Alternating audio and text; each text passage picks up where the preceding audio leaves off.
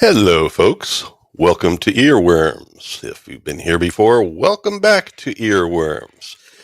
Tonight is a bit of a special night for me. Last week I was all set, planning in my head to do Altered States with the John Corigliano score this week. But after a brief discussion with one of my colleagues, Jay Goodwin, after last stream, I decided I'm going to go for something that was close to my heart, still is. The movie Legend with the Tangerine Dream score from the American theatrical release. Had to do some research this week and, you know, uh, learned about the whole story. It is a tale of two scores, which we will be talking about and addressing. But this is, a mission of enjoyment for me.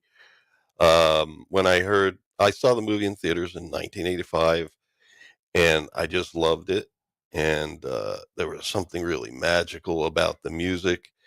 And as I got older into high school, bought the VHS and everything, and looked at what's this Tangerine Dream, and I started listening to their music, and I there was something that just sucked me in. And in fact, that's when, as a musician who was basically listening to a lot of rock music, but playing a lot of jazz on saxophone, I started exploring electronic music for the first time. And, I, listened to a lot of Tangerine Dream. And then I moved on to other artists, Jean-Michel Jarre, who was a contemporary at the time. And then going back into history, Edgar Varese and Karl Heinz Stockhausen.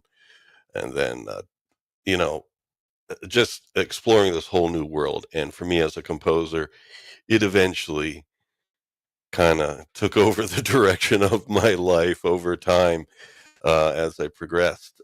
Still love the saxophone, but I am an electronic music composer now. And this was kind of like the beginning. So we are going to talk about the film as well. We have slides from the film to highlight and to do some discussion. And we have audio clips, some excerpts from the Tangerine Dream score. We will talk a little bit about the two scores and stuff like that, but mostly this focus will be on, loving what Tangerine Dream did with the film, although it was somewhat controversial because the director Ridley Scott really preferred the original Jerry Goldsmith score and all that. But I don't know. For some of us, you know, uh, our hearts tell us what our hearts tell us, and that's it. So, without further ado, I am going to go into stealth mode here so that I can operate things and you don't have to just look at the top of my head the whole time. There we go. And we're going to bring on one of my panelists, and we're going to see what Mr. Mike Gorley thinks about Tangerine Dream or the movie Legend, or if he's ever seen it or whatever. I have no idea. Welcome aboard, Mr. Mike Mountain Hawk Gorley.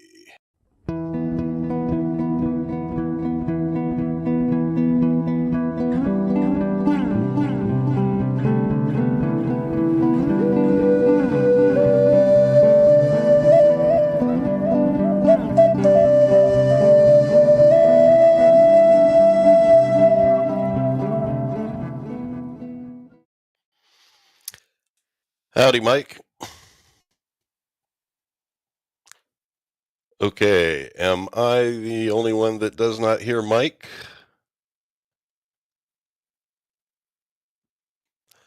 Um,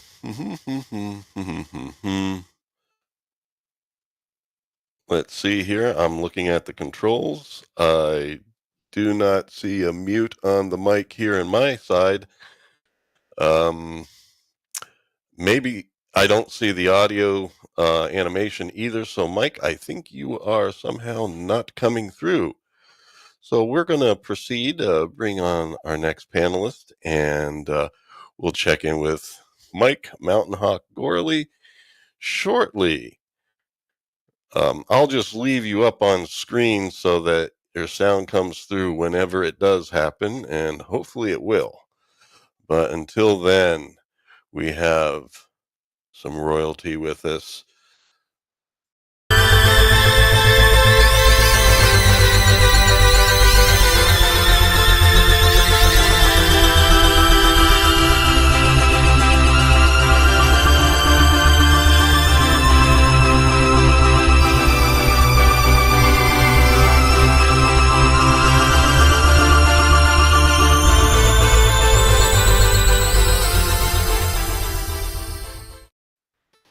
Hello, Emperor Goodwin. I hope I hear you. Oh, indeed. I Oh, do. yes. I do. Okay.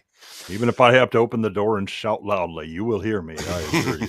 You shall be heard. Yes. Well, anyway, I'm not sure what's happening there with Mike. He was having some issues. He couldn't see you in Wave, and so he left and rejoined, and so it might still be having some issues. I don't know. Okay. Well, we'll welcome him aboard when it happens. We're kind of used to some glitches here, and I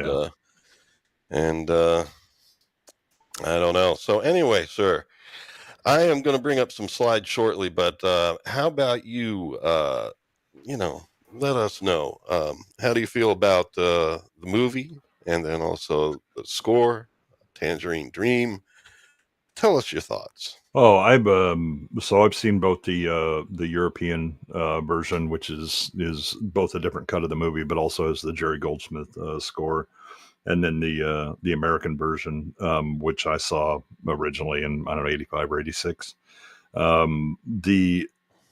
So I very much prefer the Tangerine Dream soundtrack. I also like the American cut, although there's a couple of things in the European cut that I would add to the movie. But the thing that impressed me with this movie, it's Ridley Scott, so the visuals are going to be good, and you're gonna have all that.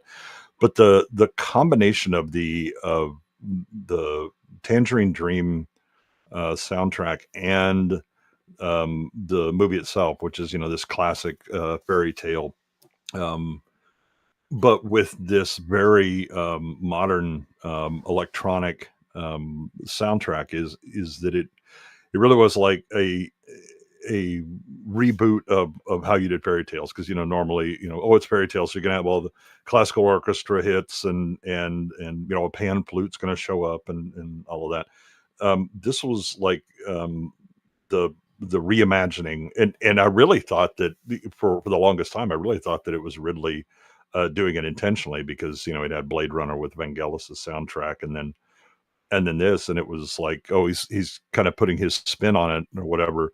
I later found out that Ridley hated this soundtrack, and is against it. But I mean, I was actually tempted to change my avatar to darkness, because I do that.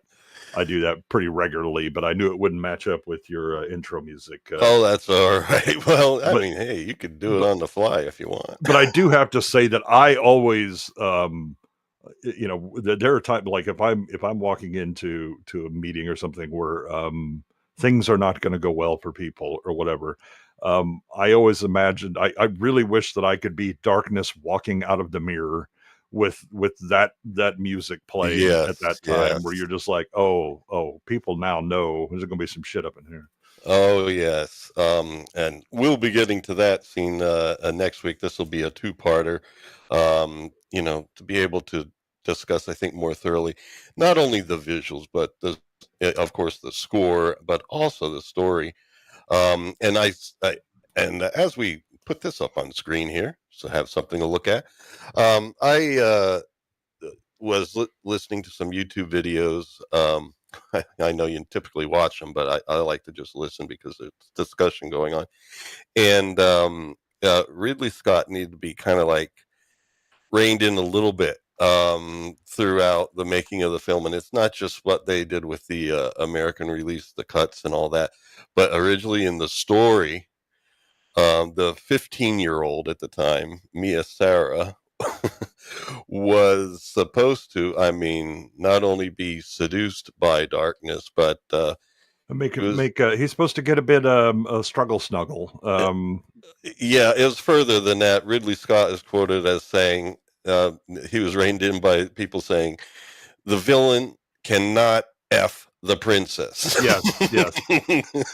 Well, and in the European version, he very much has the conversation with his father, where in the American, it's this idea of seducing her to get, it's a choice kind of thing, right? Right. Whereas in the European version, it's like, well, then I'll just take her. And it's like, slow down, Slick. Let's not do that. Let's yeah.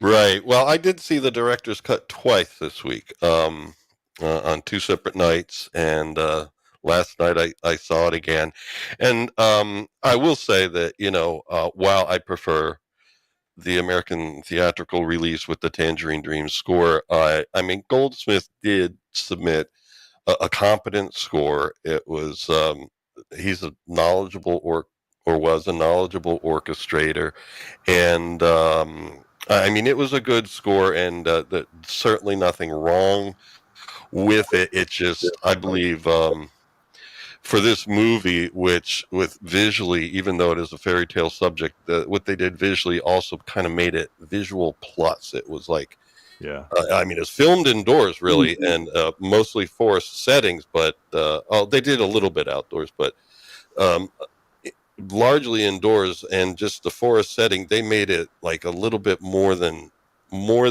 regular forest. It was like ancient and really mystical looking, and I think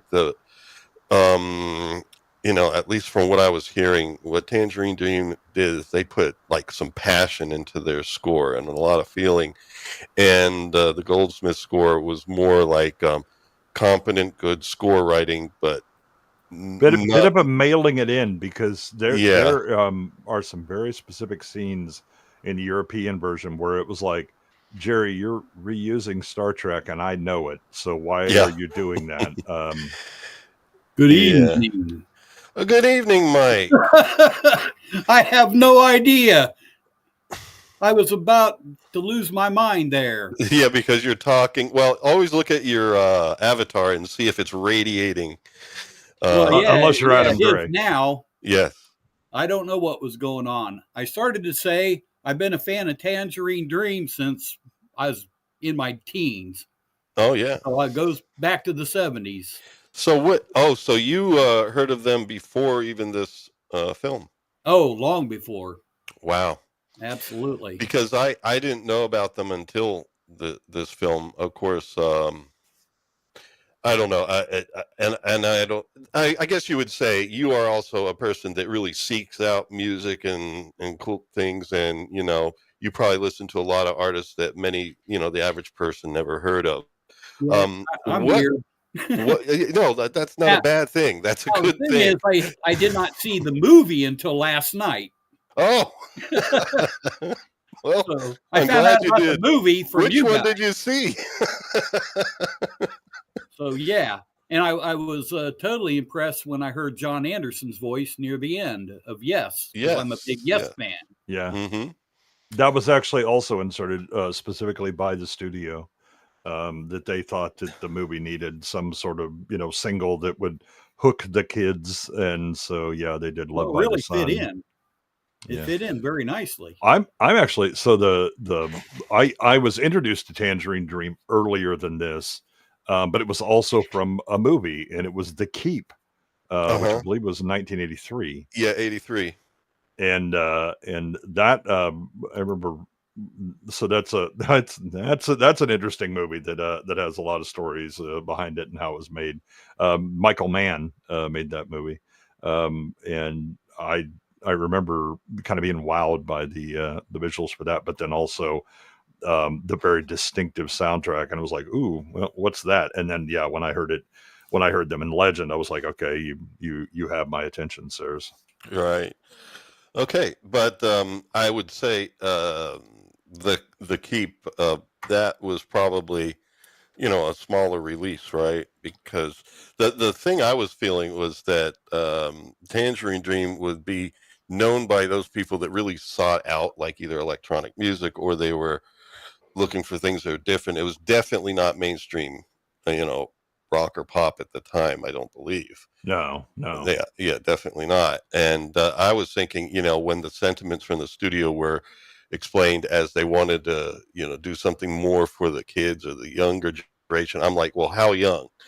Because, Tangerine Dream's music might appeal to like teenagers or college students and stuff like that. But like your typical kid and the parents taking the kids out to the movie, the family film thing, that was more suited by I think well, still, I don't know, because it was kind of.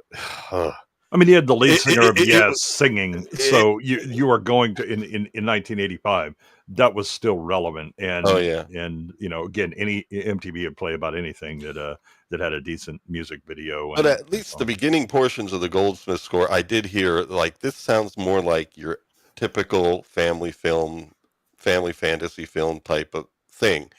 Although it did lack themes and motifs and things that normally composers would use to lock into the visual material, concepts and ideas that return and transform those themes. He really didn't do. He only did one thing, and that had to do with the song. We're going to get to that. The In My True Love's Eyes. Oh God, Mia Sara singing. No, that's the thing that should be cut. Yeah. But yeah, the so you have the generic and it really is a generic Goldsmith kind of soundtrack, but it's not even keyed to like what's happening in the movie for the most part. I mean, I think the best contrast that you can find is if you watch the European version of the Seduction with the dark dress, and watch the Goldsmith one, and then watch Tangerine Dreams. Tangerine Dream very clearly is watching the movie and is keying things to what's being shown on the screen. I don't know that Goldsmith saw the movie, because I think that Ridley may have been just kind of, oh, we're going to do it in parallel. You just do a thing and we do that. And so it feels very like the beats are off for the actual movements that are being made. Yeah. It is very much a different experience. And it is like that through a large chunk of the movie. And so Goldsmith's stuff is just, it's not as integrated. Did you say Sir Goldsmith stuff? No. Okay, I was going to say because he was born in L.A. But that's something we'll look at in a bit. And of course, we're going to look at slides at this film. Here's some audio excerpts, and we could definitely do a lot of the talking about different moments. Now that I've seen it twice, the director's cut with the original Goldsmith score, I mean, I could definitely speak on it. And I'm not bashing it. I mean, I just feel it was a good score, but not a great one. And it certainly didn't do some of the things that you might hear from maybe like a John Williams score where there's going to be themes and transformation, or even, one of my favorite scores of all time isn't even electronic, orchestral score by Howard Shore for the Lord of the Rings trilogy. That had theming, and that, all the concepts, characters, ideas, the ring, had themes, and it transformed in different scenes based on it. I mean, that's what really helps connect and create unity in the score. And hey, speaking of good but not great, we should probably bring our other panel member on. Is he here? Oh yeah. I see him in the chat there, but I'm like, why isn't he in? Is he in the studio? He was talking in the private. Oh, he's talking in the private. He must be having problems or something. I know last week he did. No? He doesn't seem to think so, but I don't see him on my view here. Oh, well, that's probably for the best. I was going to ask you at some point, did something happen to Adam? Or yes. Is he scared what common people's going to do to him for, talking about the Tangerine Dream version? Or I think we're just rambling. You know what I'm going to do? You guys, I'm going to leave the studio, come back, see if that does it. Okay, Mike. Let's take this thing over. We've had enough of That's it. There Lawrence we today. go. Yeah. Now it's giving me are you sure you want to do this? End the stream. No. No.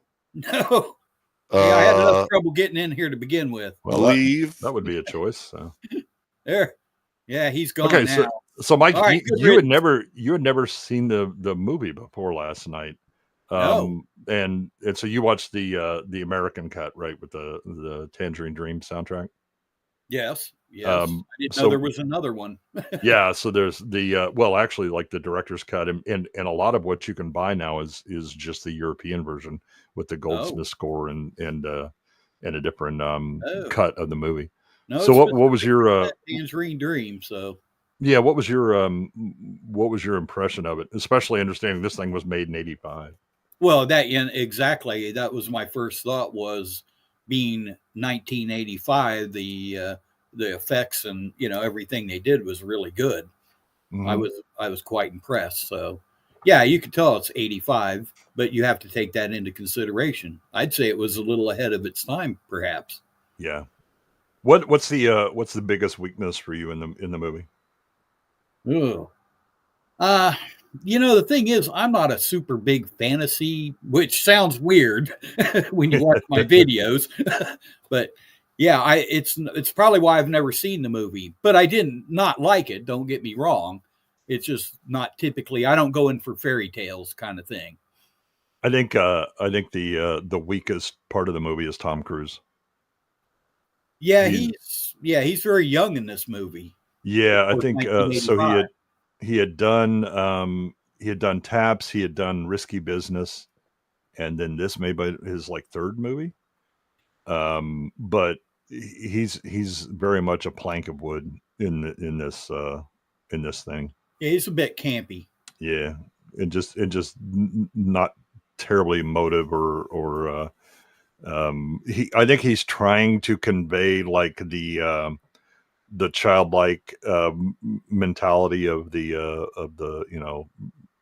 the man of the woods, the kind of the forever boy thing, but he just comes across as mentally deficient in most of those scenes. Yeah, I agree. I'm not saying he's a bad actor, but I'm not a huge fan. Let's put it that way. He's got some good movies, but I'm not like a super fan of him or anything. Yeah, I just think, the thing is that I'm, if having seen him in Taps and Risky Business, he was good in those. Oh yeah, he's definitely good. He's just not in this one. Nope, not a good fit. Yeah, maybe the fantasy thing is not his forte. I don't know. Yeah, I think it might have been asking a bit more than he was capable of delivering on. Yeah, exactly. Now, Sara, on the other hand, woo-wee. Yeah. I mean, all in all, it was a good movie. Yeah, I just don't typically. It's not something I would have went out and watched on my own. Typically, I would sit in here and say, "Lord of the Rings" was a great movie, but it's really not my thing. Oh, hi, hello. Oh, look at that guy. Hey, I like the new avatar. Thanks. Wow, this has been interesting. Yeah. No, you still don't have the audio animation. And what was really interesting is when I left the studio, I'm looking at the list there. It didn't show the stream. So Liza had to email me the link again. And oh my God. I can't hear the return in my headphones, which is okay. It's fine. But that's weird too. Huh. The return. What does that mean? I can't hear the monitor feed. Oh, the monitor? You would normally have in the headphones. Oh, I never hear a monitor feed. Really? Oh, I always do. Weird. Yeah, I only hear the show itself. Huh. Yeah, if I had a monitor feed, I'd be like speaking like this. Yeah, trying to figure out which one is me. At a delay. No, not the delay, but like if you were no, like direct from his mic. If you were recording in a studio. Yeah, I could do that on my interface that has a monitor on it. My voice is not in my headphones, which has never happened before. Okay. Oh, wow. Anyways. Okay. Well, the movie had some setbacks too. Just before they completed Let's filming, talk about them. just before they were completing the filming, there was a fire at Pinewood Studios in the UK, and fortunately, most of it was done, and they were able to finish things up. But they had a fire because it was caused by them. Never start forest fires indoors. Yeah. Because Sara is so hot. No, it was actually the way that they were producing the fog. They were using some, I can't remember what they were using to create the fog, but it ended up being a combustible substance that like gathered oil in the ceiling. Yeah, oil vapor as opposed to ethylene or whatever. Yeah. No, it was truly beautiful. I mean, the forest indoors. I mean, you really didn't get the feeling like it was indoors at all. But you were like, where did you find a forest like that? That's like really good. There's a few shots that are pretty clearly soundstage. But yeah, for the most part, I mean, they pull it off well. And again, it's they had to be kind of do this magical area. They had to do ADR because even though they were filming indoors, there was fans running for the wind and things like that, and some noises got in, so they had to do a lot of ADR for that. All the smoke generators and But anyway, let's go on here with the slides and see. I mean, first of all, I should give Adam a chance to say something. He hasn't been able to do anything yet. You definitely don't have to show the cat intro. We're okay without that. No, we're okay without that. Yeah, it sounded like Friday night you were kind of like over that. I'm in trouble with our CFO now because he paid to see that video again, and we certainly did not show it again. Well, you don't have to. I don't know how you thought you were going to cook the books. You know how he goes through. And, you were on board when we were all. I told you I will definitely not sell you out the first chance I get at PPAS. The second chance. Yes, exactly. Well, absence makes the heart grow fonder, so I think he needs to wait a little bit. Yeah, no, that's fine. I'm good. We'll make it up to comment on B-sides. Well, I'm in trouble with him because he prefers the Goldsmith score and the European release. Now, those are two different. I've never seen the American version. Well, those are also two different things because one, I don't know in the European release how much of the director's cut that was like, because there definitely could have been edits there and other takes used and things like that. So I mean that's different. I mean, there's a noticeable difference between the intro is different. You have all of the Sara singing. There's a number of things that are different in the okay. So the European release was also different than this director's cut. Yes. Yeah, I figured there were differences too, but so we're talking about three different things here, other than just the comparison between Jerry Goldsmith and Edgar Froese. And we got sidetracked again. Adam, what? How do you feel about the movie and the music and all that movie? stuff? Oh, Monty Python, Frankenstein Island. Well, I felt like when Sara started singing, I felt like the father from the tower there, where he's like, "Stop that! Stop that! Yeah, stop that!" I like this movie all right. It was not a favorite growing up, and it's not a huge favorite now. As an art department nerd, it's fantastic to look at. I love Tim Curry. I could watch Sara do laundry, not a problem. Tom Cruise is terrible, but it's a fascinating film. There's a lot to tease out about this film, and hopefully we can do it in 2 episodes. The guy who plays Meg is also very good. Robert Picardo. Yes, Robert Picardo is great. Yeah, and the two of the elves. I got to remember that Cork Hubert played, as will be coming up. I'll mention it when it comes up. We can't be talking about everything. The audience give that child actor a lot of credit. Yeah, that kid really is. I mean, for one thing, he's acting better than Tom Cruise, for God's sakes. Yes. Which Agreed. isn't that much of a bar, but I mean, it really is delivering well. All right. So anyway, yes, A Tale of Two Scores here.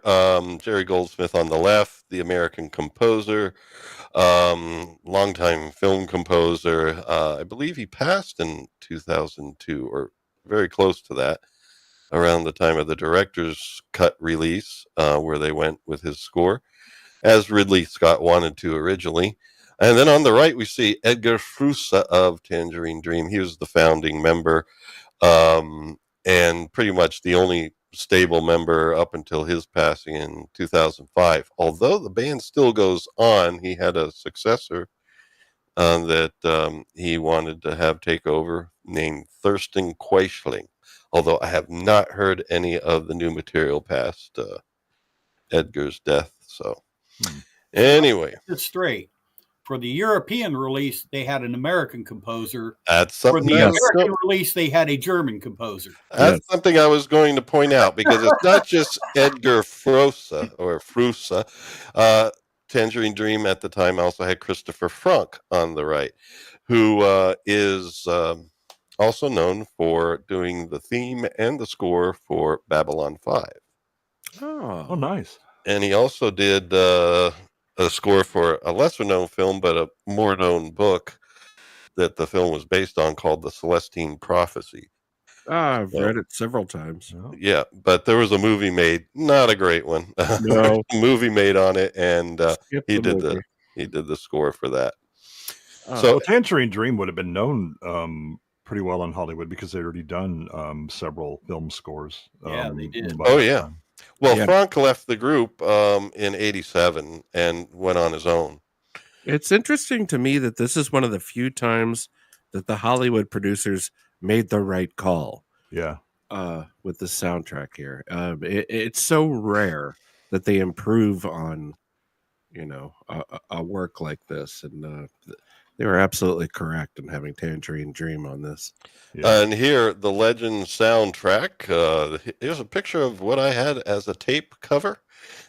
No, this is not mine, but this is, how it looked on audio cassette, which I wore out. Wow. Hearing over and over. And I'm pointing out here, kind of like what Mike was saying earlier. Now, Ridley Scott's from the UK. At least he's got that accent. And he chose for the European release, he was able to get them to release the edition with the Goldsmith score. So he was giving the Europeans an American composer. And what we received here, and this is in addition to the score by Tangerine Dream there, DE for Deutschland. At the end of the score, also vocals from John Anderson from the UK. And then on the soundtrack was a song also called Is Your Love Strong Enough, that was played at the beginning of the credit roll by the UK singer-songwriter Brian Ferry. And on that album, the guitar was played by David Gilmour of Pink Floyd fame from the UK, and Guy Pratt, the bassist, who worked with Gilmour and then became part of Pink Floyd after they restarted again, Rogerless. So a lot of Europeans on what they gave to America, and what they gave to Europe was American music, so to speak. I guess not really American, but once again, I'll say it was. I do argue that there should have been more strong themes and like more melody at times in the score. Drop the song, but with that, that Goldsmith score is definitely more conventional, traditional, and I liked it. But it was a difference between being a good film with a good score, and then being like what Tangerine Dream did, is it became more or less, maybe more than a film, more like a audio visual experience, and rather than just watching a film. And it definitely, with the edits, as we'll see, it really propels it forward. And excuse my ignorance, but who is Guy Pratt again? Bassist. He worked with David Gilmour, and all right, thank you. definitely known for his fretless bass playing. If you hear that song, like the fretless bass is Okay. prominent Yeah, and the- beautiful. Oh, Eraserhead's on it. Yeah, there we go. Okay, thank you. Yeah, the UK listing ones are the ones that did the single "Is Your Love Strong Enough." I didn't include the saxophonist. I missed that. There wasn't enough room, but I believe the saxophonist was also probably from the UK. Worked with Pratt and Gilmore, because basically at that time Gilmore was solo because of the breakup of Floyd. And when they decided, much to Roger Waters' anger, to restart again, I think it was around 86, 87. It was Pratt and Gilmore in the group. Of course, they brought Rick Wright and Nick Mason back. And so, Yeah, Roger Waters was annoyed enough to sue and lost. Yes. Very annoyed. Yeah. There was a big lawsuit. Yep. And Gilmore got the pig. Waters got the wall. They did. They settled out. Oh, okay. So he got Animals. Yeah. Yeah, he got Animals and Dark Side, I believe, and Waters got the wall. Well, Waters came out with, so he had his solo kind of trying to do pop album, but also being Waters climbing up his own ass a bit too much. So he did Radio Chaos, which would have been right around this time. And then that was 88, I believe. 88 or 87, because he did Pros and Cons of Hitchhiking first with Eric Clapton. Radio Chaos is like a couple of years before Momentary Lapse. Oh, okay. I am receiving a message here that we have a super chat up on the screen. Yes, I do hear the control room in my head. Oh, my goodness. From our dear friend Flav, Ridley Scott, famously, his best work was an advert for a bread. Yeah. Bread. Yeah. Ridley Scott did a couple of thousand commercials, mostly in the UK, and that's where he got his chops. Yep. Oh, so that's where he got his start. Wow. Yeah, he was a master commercial machine. Yep. Wow. Well, I would say I definitely love this film and his directing, and Alien, and there's a lot, and Blade Runner. I mean, I love a lot of his films. But I think sometimes as an artist, you do need a little bit of reining in. And he's the mad scientist of all directors. He definitely is better under pressure and constraints, and you got to keep a short leash on him, as evidenced by everything he's made since, I don't know, 1990. Or George Lucas as well. I would say the original trilogy. I think everyone has to. I mean, the idea of the one man genius is mostly BS. Our tour theory is full of holes. Yeah, I'm the lone genius who had this thing or whatever. I mean, they exist, yes, but they are stunningly rare and rarely are successful in the long term. And it applies to music and all the arts as well. The only band that easily comes to mind that kept producing quality after they've made it, after they've gotten rich, to me is Secure.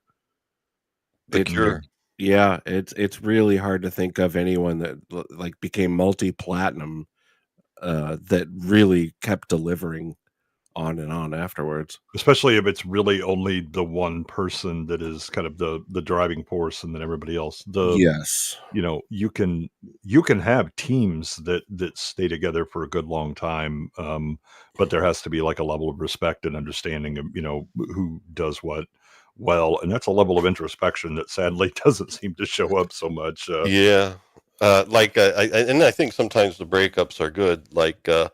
I liked Roger Waters' albums after the breakup with Floyd, but I also liked the new Floyd for what it was too. I mean, you're never going to go back to what it was before, but they were both good in their own right. And it's just Roger. Sometimes you just got to forget it's him, because a lot of times I think he overindulges himself. And Roger has a very high estimation of his own intelligence that doesn't seem to coincide with reality, especially as you get older. Yeah, his ability is not in question, but his judgment certainly is. Yes. Yeah. Yeah. And then like Genesis and Peter Gabriel, I think excelled after, Took him a that. bit. Yeah. Took him Yeah. a bit. Once It did he take got him his footing, he was off the chain, man. Yeah. Well, I saw him back in the day before he got big, and the place was half filled. It was a little arena in Dayton. About 6 months later, Sledgehammer came out, and he was selling out Cincinnati. Yep. So Yeah. I got to see him right before he hit it big. Well, Nice. I think he finally figured out, maybe I should name my albums. That might be an idea.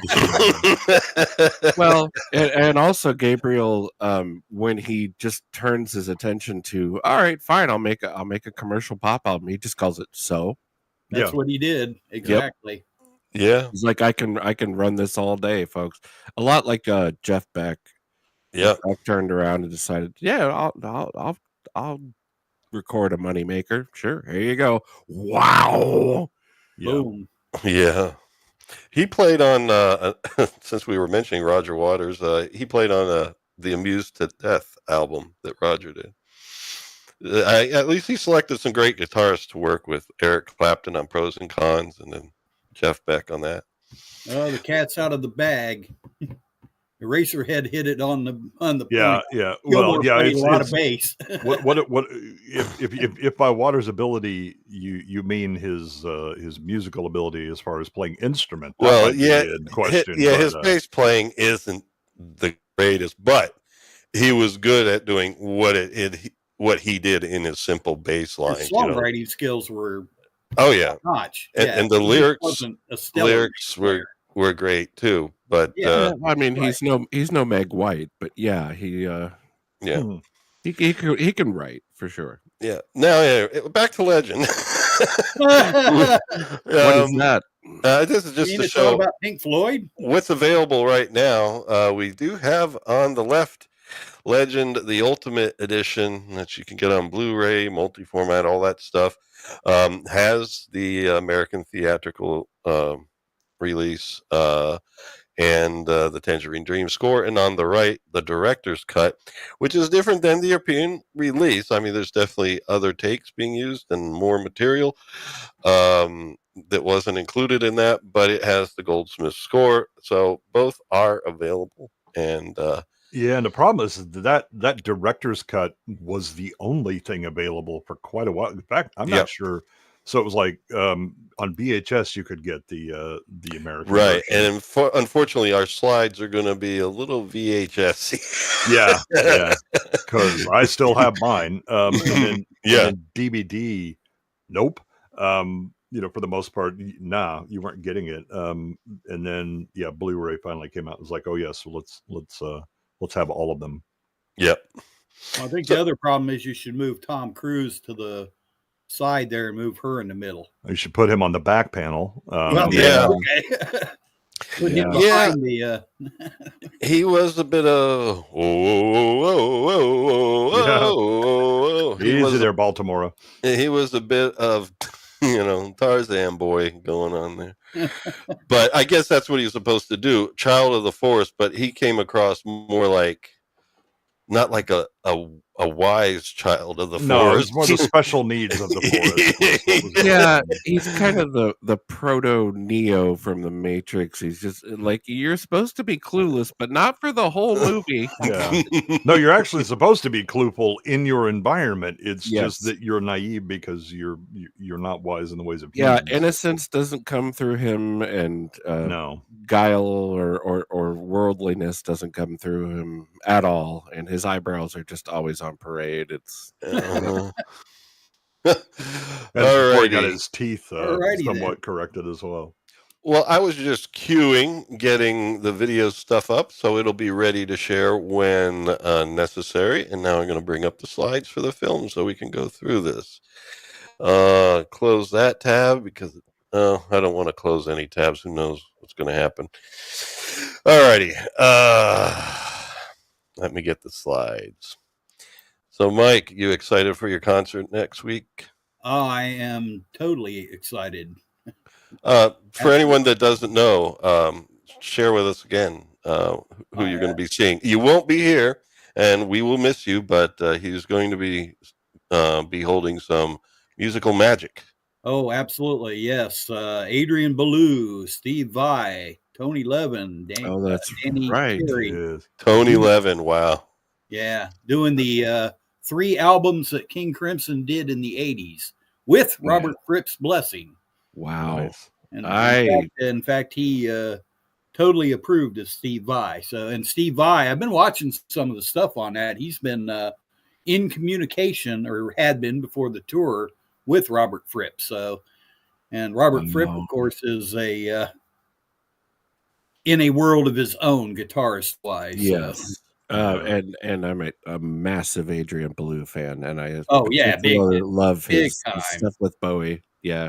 I mean, I do feel a certain comfort that if Steve Vai says, "Okay, I'm going to learn how you do it," or whatever, he's going to learn how that gets done. Well, the amazing thing is, because I used to think, and I think he was in his younger days a bit pompous. He's quite matured in a lot of the interviews. He has said that there's just no way. He's basically kind of adapted it as best he could, but in no way could he, totally step in, or anybody fill in for Robert Fripp. So I thought that's pretty humble. Yeah, well, it's again that Vai recognizes Jerry real Garcia. Talent. Yeah, he recognizes talent, and he'll be like, okay, I'm well, and definitely when he was younger, he was more than gifted enough. Now he's playing with a little bit of age now, but he will dedicate himself to make sure that he's absolutely. He's matured a lot from the flashy there's a ton of footage out there, and he's kicking it. Yes, so Eraserhead saw it and said it was incredible. So, yeah. All right. Eraserhead has good taste. And yes, Tony Levin, another bass player that I would say is better than Roger Waters at bass. Oh, Tony Levin? Yeah. Yes. Quite a bit. Yeah. So anyway, now what we have on screen is degraded VHS-y and stuff like that, but I recently purchased the Blu-ray of the Ultimate Edition. That won't be here until Friday, so I think next week we'll also be using some of these slides, but they do get better than this pre-credit slide here. But this is the opening crawl, which was not in the director's cut, and my wife and I, because she saw this last night after we watched the director's cut, and she said that she benefited from seeing this because the opening for the European and director's cut is it kind of reveals darkness too soon, but it also undermines his character. Mm-hmm. And in this crawl, just explains a little bit about who Jack and Lily are. Now, what I've done, because no one's going to be able to read this, I did send one text file this week. I can read it. Oh, you can? Or in any case, I sent the text file via email in case. Let me. Because I would like someone to at least read the crawl. Let me open this up. But if you can read it from here, and let me embiggen these. This a bit. Yeah, this definitely seems like Jay's gig here. Oh Jesus, that may have been embiggening too much.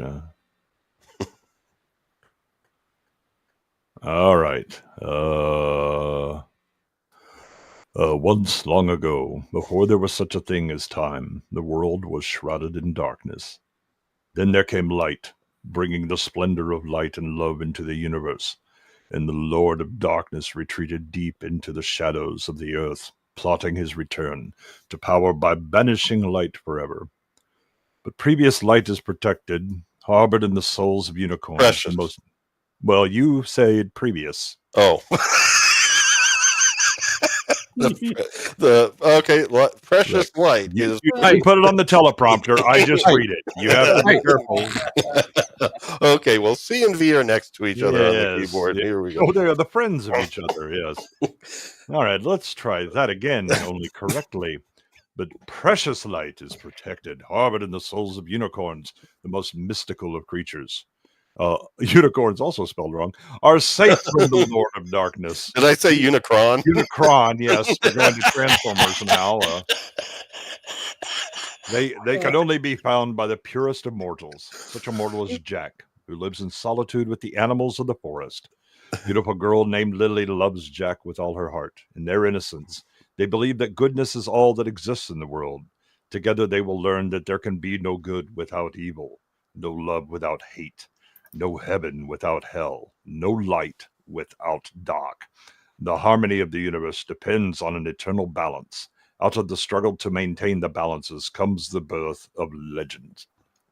Yes, and then our first clip indication there. So I felt like, not only does that help give you a little bit of backstory that helps, as you see the characters, it gives a little more meaning to them. But I also love the poetry in that. And I don't mean poetry like literally. I mean the concept that, the struggle between good and evil is an ongoing one. It doesn't go away. You can't have one without the other. And these are two innocent people that not only are innocent, but they're kind of naive and don't even know that evil exists and how truly evil it can be. And that knowing that naivete is kind of important, I think. And so, and I like that last line, this is what creates legends, is engaging in that struggle between good and evil. Mm-hmm. And that's kind of like what some of our greatest stories throughout time are from. No, Tracy, you can't. Trust me, Darkness is so much of a great character, and he's sympathetic. Yes, and that's sympathetic without being pathetic. Right. Where we're at now in Hollywood, but and that's actually that's a noticeable change. So in the European and director's cut, Darkness is much less sympathetic. Oh, yeah. Well, I guess as we go, please point that out for me, because I find that to be an interesting thought. I try very hard to purge the European version from my mind. But which version are we watching? Are we we're doing the American. Yeah, that's why it looks like an overused VHS. No, that's fine. The opening scroll is only in the American. Just wanted to be clear, because I don't know this movie as well as other people. In the European, Darkness is actually expositing at the beginning. Right. And we'll get that same exposition, but from a different angle. But anyway, we'll talk about that when we get additional to it. exposition in the Euro. That's why. Oh, yeah. That's true. It's more. In any case here, I wanted to play this because last night we watched both back to back. I had seen the director's cut like the night before, so I've seen it twice this week. And last night I did this with Liza, and we, after seeing the director's cut, she was kind of like, yeah, I mean, she vaguely remembered the movie, so she was like, actually, yeah, this was cool. Yeah, the music was pretty much, just kind of standard orchestral score, not really amazing, and she had some questions about the story and things like that. But also, then when we put this one on, this is what she heard to start.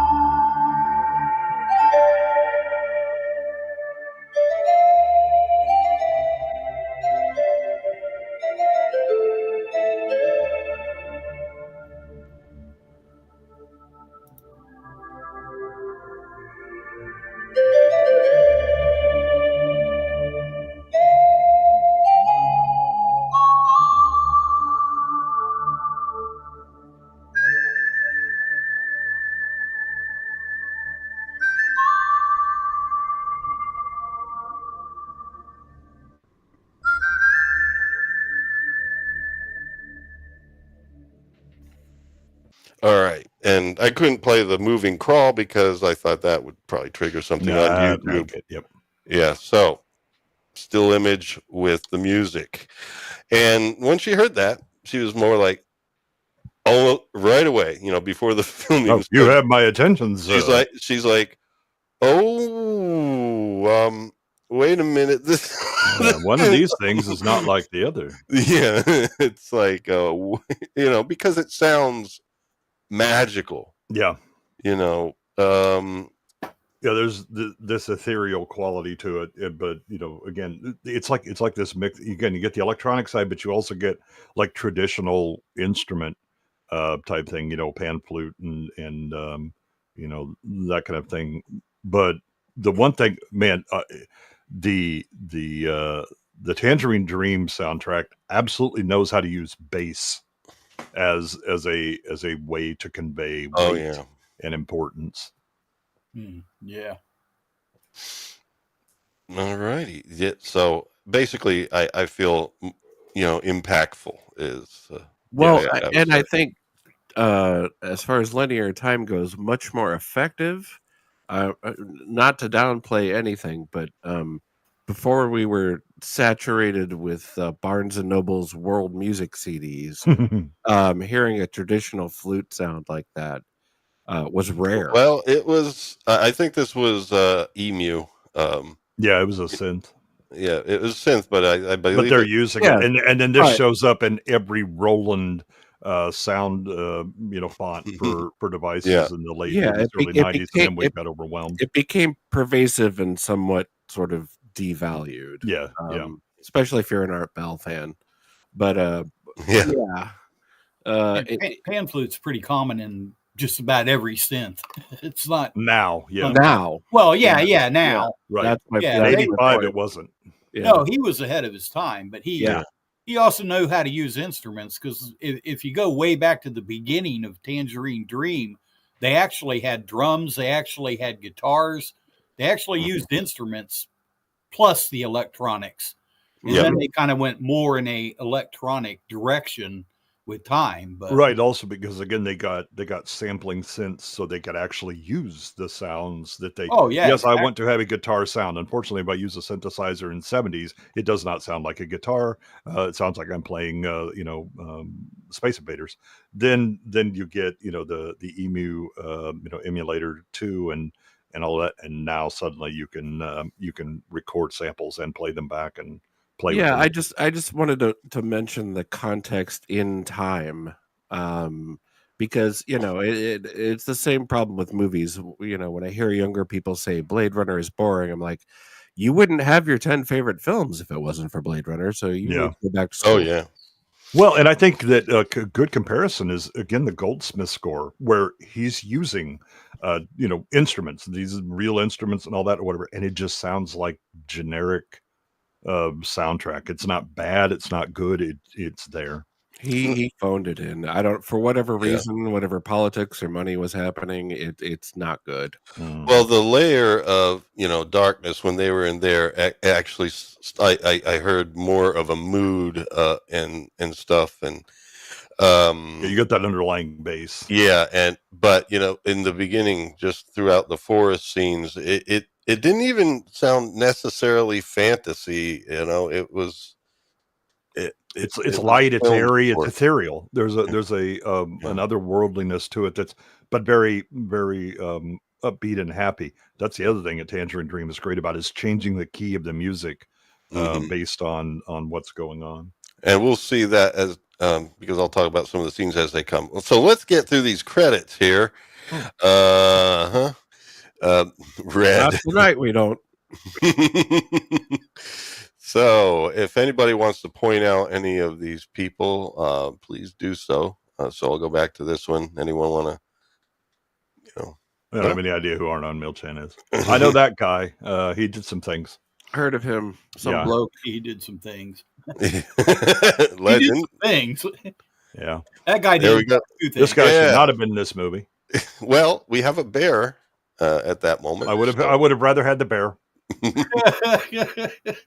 Now, Mia Sara, on the other hand, yes, sir. Now, besides Ferris Bueller's Day Off, anything of note that she did after that? That Yeah, was her she's in Ferris Bueller. I knew she Yeah. was familiar. yeah. and she's wonderful in Ferris Bueller. Yeah, Mia Sara went on to do. Absolutely. I mean, she didn't have a huge career. I'm trying. God, what is the one from the '90s that I'm trying to think of? Hang on. Damn it. She had a moment where she was everywhere all at once, and then Yeah, and then it just disappeared. became she showed up in some things, delivered good performances, but yeah, just never really caught back on again. Searching. But oh my God, is she?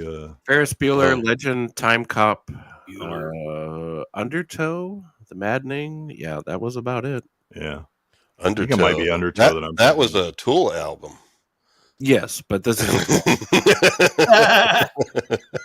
Mia Sara would not be caught dead on a Tool album.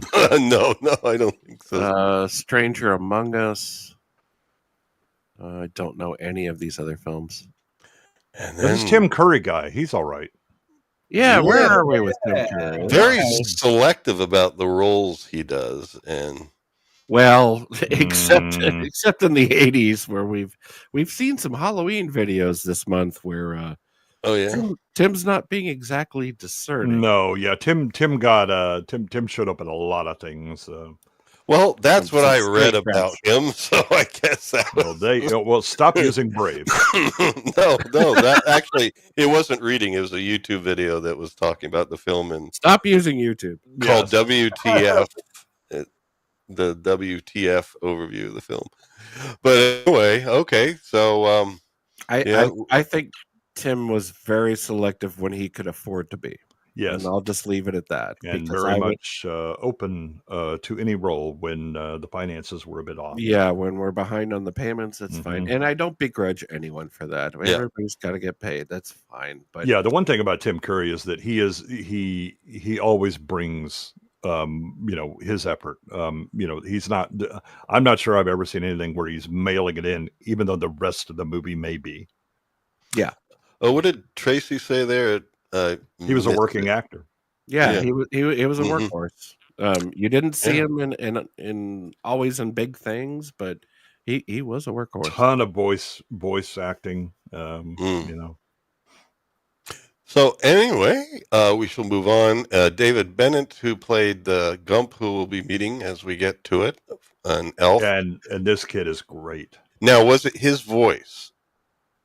I think so. Because they said they had a problem with it sounding a little too German, and they needed to do the voice again, and so it was an overdub voice, but maybe it was him overdubbing it. Just he was maybe asked to work on how he delivered it. Well, or also Yeah. again on a lot of the scenes where he's in, he may have had problems being heard. He's a small kid. Yeah, That's true too. but no, he did a great job with that role. And Alice Playton, not to be confused with Playtime. This is not Playtime. Although she wants to have playtime. Oh, yes, she plays Blix, the goblin, and it's not necessarily considered like, for example, you don't get an impression that the goblin is a woman, but she played the role great, and she designed her outfit as well, and her vision was to try and look like a goblin version of Keith Richards. Which Johnny Depp would later go on to perfect. And the thing is, she said that when she was on set, she was already fully in costume, and Tim Curry came in to get into costume, and just before he did, this is their first time they had met on set, and he saw her and was like, "Oh wow, that has a look to it, but I just can't place it." And she eventually said Keith Richards. He's like, "Yes, that's it." Of course. Yeah. The creatures in this film outshine the human actors 100 to 1. The creature work in this movie is amazing. Oh yeah. Alrighty, and then Billy Barty. yes, and Billy Barty. What is it? He plays Screwball in this, and we were looking at what else he did because his voice just sounds so familiar, but he wasn't he like the he's Ringmaker in Masters of the Universe? Oh no, he's ubiquitous. Billy Barty. Oh, okay, yeah. Yeah, I think he was in. I know he was in Under the Rainbow. He's been in 100 television shows easily. Yeah, but that's where Liza recognized him from. Masters of the Universe, the Ringmaker or Keymaker, excuse me. And is that also on screen there? Cork. Yeah, Hubert? Cork Hubbard is Brown or Tom. Hubbard. Yeah, he as Brown Tom. Well, he also was in Caveman, 1981. He played Ta. We almost had that on B-sides. He played Ta. Well, we watched it after you guys mentioned it on B-sides. It was a fun experience. It is a movie. And but it's a fun experience. And now I got to watch it again to see who Ta was. I don't remember. I'm looking at Billy Barty's acting credits here, and they're just on and on and on. Oh yeah, on and on. Masters of the Universe, Willow, Under the Rainbow. Tons of stuff. He was a very busy guy. Was he original from Wizard of Oz? No, he was too young. Well, not by much, because he not was by much, but he was a little young for that. Man, it just keeps scrolling and scrolling. A newer version of Snow White, Rumpelstiltskin, Moonlighting, Golden Girls.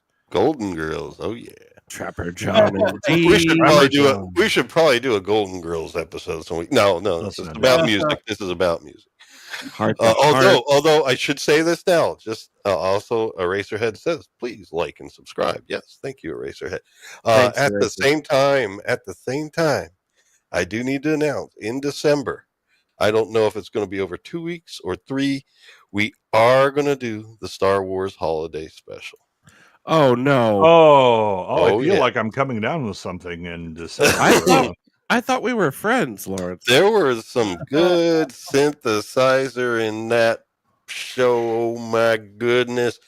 Oh yeah, and we got to there's going to be Wookiee screams for about 10-15 minutes, and there's Wookiee porn in that. There is, yeah. Oh with the VR Wookiee porn. Well, it was a Wookiee horny guy, but he was looking at some I forget what her name Grandpa is. Was like watching Lola Falana tapes, and the way his head moved in the VR helmet is kind of like also a little bit questionable. Chat, you can veto this decision. Rise up. I think there'd be nothing more fun. So anyway, nothing would be more fun. That's true. There's a bear, and I'm wondering, in this indoor set, did they probably brought in some tamed zoo animals? And of course they did. That's a bear. Yeah, walk around. Yeah, that was not uncommon. And there we go. More people. I remember the writer was someone named Thortsberg. I forget the first name. Assheton Gorton. Wow, that's unfortunate. No, this is like the opening credits for Monty Python.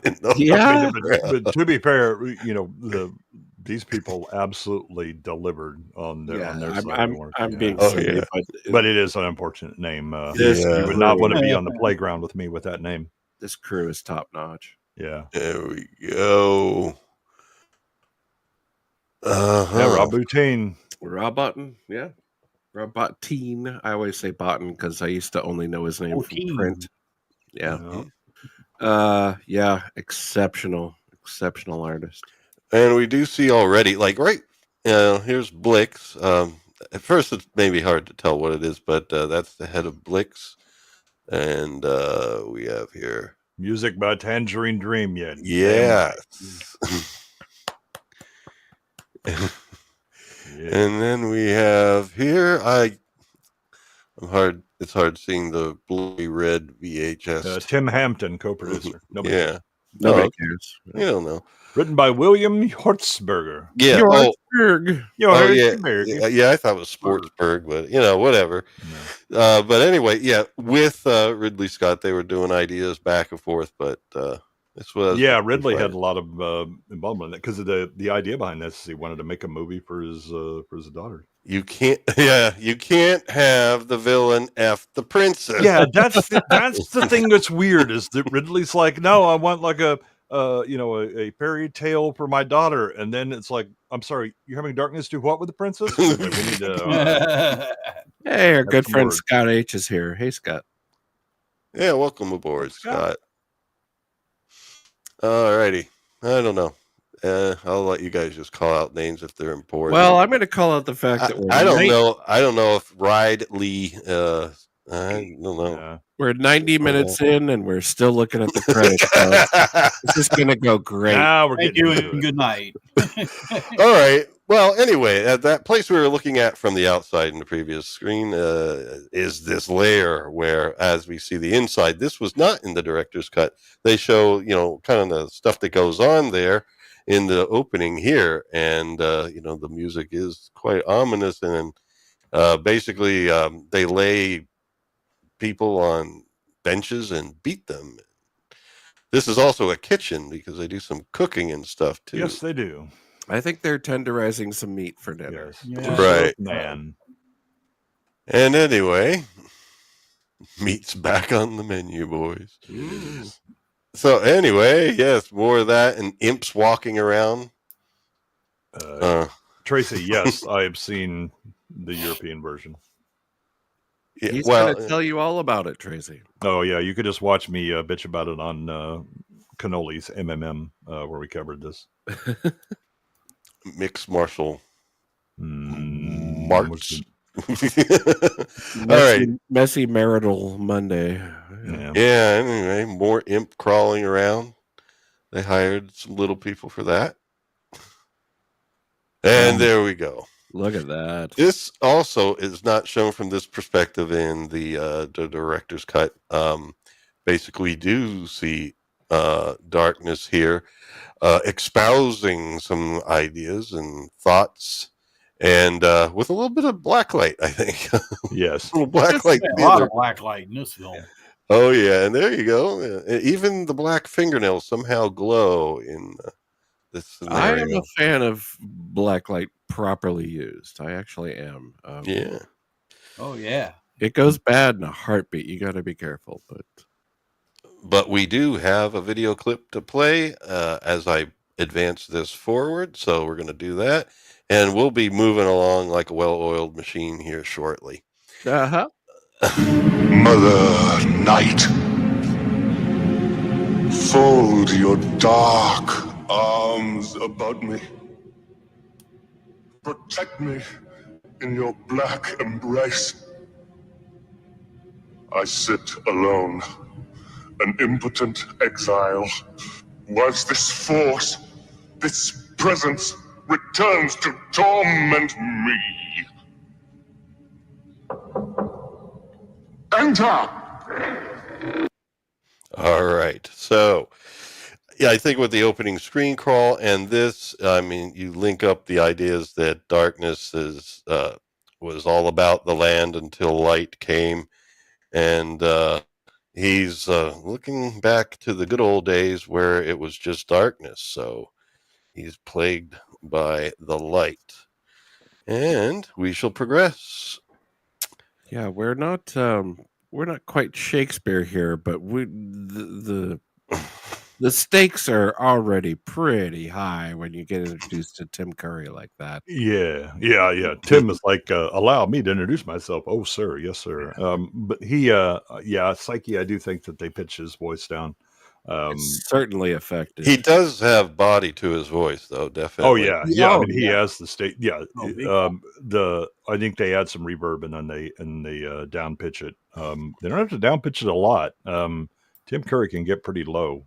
He's got the range, and then this is the thing that the problem that you have with pop music is that it always sounds artificial if the source material doesn't have something to grab onto. Right. Right. Yeah. So this is fine. I But- don't mind. But again, I like the idea that he's, it's not I want to eat some people. Look at me and twirl my mustache. I'm evil or whatever. Right? He's literally like sitting there and he's bemoaning the fact that he sits alone. Yes. On this throne and impotent. On his, and that he's, well, I mean, they can make some pills for that. But the fact that he has time, but the sun always comes out and banishes him. He can't be in it. He's not allowed, and so there's a sadness to darkness. The alone part matters a lot, and you get a sense of the length of time too. Yeah, like he's really been doing this for thousands of years. There's very much a Milton's Paradise Lost kind of going on. Okay, so I went back because you were talking about them, but we're going to move along now. Blix, otherwise known as Keith Richards, comes in, and we see, I thought this was a great shot, the finger of darkness, and then the nose of the goblin. Yeah. And basically here he's questioning, are you not the most loathsome of my goblins? Yeah. And Blix pledges to be the most loathsome goblin there is. Is your heart not black? Yes. And black is pitch. Black is midnight. Black is pitch. Blacker than the foulest switch. Yeah. Fast forward to the 21st century James Gunn trailer where Sympathy for the Devil is playing. Yeah. Last, and now that is one thing about this. Did you notice this, Mike? Because this is your first time watching it. Did you notice that a lot of the dialogue with like Blix and them is much more modern? Yeah. Yes, it is. Mm-hmm. Sounds like especially like later, yeah, especially later when they're talking about barbecue and stuff. Yeah. Well, is that just an effort from the script to be relatable? Because I think there's a timelessness, and again that Ridley is pointing this at his daughter at the time. Yeah, right. And so you have like Blix that's just like, wow, right? Is one of his reactions. Yeah. Yeah, well, I think also I'm not my mother. Jesus Christ. My wife was also saying, is this supposed to be a kid's movie? Because there are some lines in it that sounded like, aimed at kid humor, and also so much darkness in it. It's like, I don't know. See, this is also the when you watch this with the Goldsmith soundtrack and all that, you think it's supposed to be classic fairy tale, but it has these like current, as of that time, dialogue points that matches much better with the Tangerine Dream if you think that Ridley is trying to kind of reinvent fantasy for MTV generation, not just make everything stupid and look at the flashy lights, but that he's trying not to lose his intended audience with overly flowery or older forms of language. Well, you could see there's so many examples in the 80s where it goes wrong, like Lady Hawk, where you introduce electric guitar solos and stuff that where it just does not belong. Right. Mm-hmm. Yeah. So does that give you Keith or? Yeah. All right. Well, what's puzzling me is the nature of his game. Yeah, I think Mr. Richards is ready for his treatment. Yeah. Well, anyway, the camera angles were very good in this as well. We talked about the effects and the everything else, but some of the camera angles were pretty good. Mm-hmm. Yeah, Ridley is on his game. I mean, he's absolutely. Yeah, I felt things were definitely more close up in the edited version as opposed to the director's cut. Yeah, you make the director's cut sound not worth watching. No, you should watch it. I think good. Well, there's additional shots in there. It is told a little differently. Huh. I don't think. I mean, I think it's an inferior cut, but I think that the best version of this film is actually pieces of both put together. Oh, Yeah. okay. But anyway, here Blix is being asked. I think we should have the Emperor's cut. Is being Ah. Well, If Blix Titus is, can get the right pills for that. sorry, I keep interrupting. I guess I'm trying to move forward. No. We're not going to let you. No. Well, Blix is asking, where can I find this thing that troubles you? I mean, he's basically talking about unicorns. They're the ones that are protecting the previous or precious light, and Freaking unicorn. just their existence does that. And it's like, where do I find these unicorns, or what do they look like? Actually, in this one, the American release, it did say, what do they look like, Lord? And he picks up kind of like a knife, and he sticks it in his head, doesn't he? it seems like it, but in the director's cut, it looks more like he has it on top of the head, almost like if you take a knife pointed upwards and put it on top of the head, like to symbolize it's a unicorn shaped thing. But it sounded from the sound design in the American version almost like it's sticking in the head, but Yeah, it's that's a little what I too hard to see. It's a little too hard to see.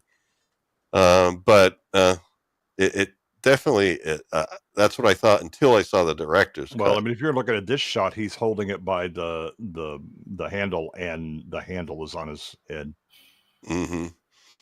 So anyway, we don't know, but it wasn't, the response was, I get the point, my lord. Yeah. Which is very old worldy sounding, but anyway. Mm-hmm. And so where do I find them? There can only be one way, to find these creatures. There's only one way to find these creatures. They must be lured in by innocence. Innocence. Yeah, and then we flash right here where we see innocence. Mm-hmm. And, just this beautiful, misty look. I mean, oh, yeah. And constructed trees. Oh, yeah. I will say that Liza does believe these trees are a little bit more advanced than the Flash Gordon trees. She is correct. As someone who has built dozens and dozens of artificial trees, these are pretty good. Look, I think you overlook the unique flora and fauna of Arborea. It's different than Earth's trees. But we're in a realm of hyperrealism, expressing fantasy here. And Flash Gordon, we're hearkening back to a much more simpler, plasticky representation of things. Yeah. More like a comic book. Yes, exactly. So this is all appropriate. So anyway, here we see a rather big dragonfly and stuff. I thought I'd capture that, but I was like, is that real? Or I wasn't sure. Still not sure. Something that's very clearly not a dragonfly there in hiding in the grass. Not so much. But anyway. But and there we go. It's dense and it's detailed and it's layered. One thing that Ridley Scott does understand above many other directors is depth. Mm-hmm. He understands how to create layers and layers and layers receding off into the background. Peter Jackson also does this very well. So the soundstage is absolutely packed. Yeah, and again, in depth. It's not just put a bunch of stuff up here in the foreground and just make it look like it's cluttered. He understands. No, there is a distance to all of these shots, which is very hard to pull off indoors. And here we go. We are going to now hear an audio clip associated with what we're seeing not seeing on screen right now, but what we were seeing on screen with the forest. And I believe it was 003. Well, so much. Well, 007 took out 003. and then Lawrence vanished into the forest. Yes. I don't believe they used Jim Henson. No, this is, I think, all Rob Bottin. I think it's Rob Bottin. Heading a crew, but yeah. Yeah. I think the again, well, like Ridley does a really good job of using that classic soft focus around Mia Sara in these shots that just instantly convey both beauty but innocence, and that you're focused on her, a thing that we see other directors attempt, and it either looks like they smeared Vaseline on the lens, or it just it's like a set focal length, and so it just doesn't look right. Ridley, I mean, he knows what he's doing with his cameras and his shot setup. Weirdly enough, for the the work that we've seen from him lately, he does understand restraint. It could have easily gotten sloppy, cloudy, muddy, too glowy, whatever, but it's right on point. Yeah, he's always had the good sense of visual restraint and convincing the eye and things like that. Where he runs off the rails is when he gets involved in the story too much and becomes self-indulgent about run times. I would say the worst thing to happen to Ridley Scott was CGI. For fuck's sake. Hey, Lawrence, thanks for I joining closed the tab that was the studio, and I locked myself out of the studio again. Glad you could make it tonight. Got to call the locksmith. Oh, yeah, Lawrence, we're covering Legend tonight. I don't know if you've seen this movie. If you have any thoughts on it, might be with Tangerine Dream. Yeah. I guess we have to start it all over again. I'm going to leave my email tab up there so I can get to my email when I need to. But what we were going to do at that moment, I was going to share the sound of what we were doing on screen or seeing on screen. And damn it, man, if only I had a brain. Of all the things I've lost, I missed my mind the most. Yeah. I looked in every gutter. I could not find it. And, oh, geez. I have two different browsers open? What the hell? Okay. Now be very careful about what you share from that other browser, Lawrence. No, it's just... You don't need that kind of demonetization. I was worried about what avatar I was going to end up with. I do a lot of different kinds of shows. Oh, and what kind is this? All right, so we have the tab ready to go. I just need to share it. Sorry, Tracy Harms in the chat. Mia Sara married Brian Henson? Is that true? Wow. Better than awesome. Jim Henson. Wow. That's kind of cool. It is cool. All right. That would explain why she didn't have to do a lot of work afterwards. Maybe. Could be. All right. So let us play our foresty music. And one thing about Tangerine Dream, they do theming. Whenever the forest is referenced to, either by visions later or things, you hear this theme return. Yeah, it seems obvious to people of our generation, but this is like a thing that's lost now. Like they just throw music at the images. Well, Jerry Goldsmith lost it. Yeah, yeah. It's just, of course, you need themes. Have you not listened to John Williams, folks? Yep. Oh, big time.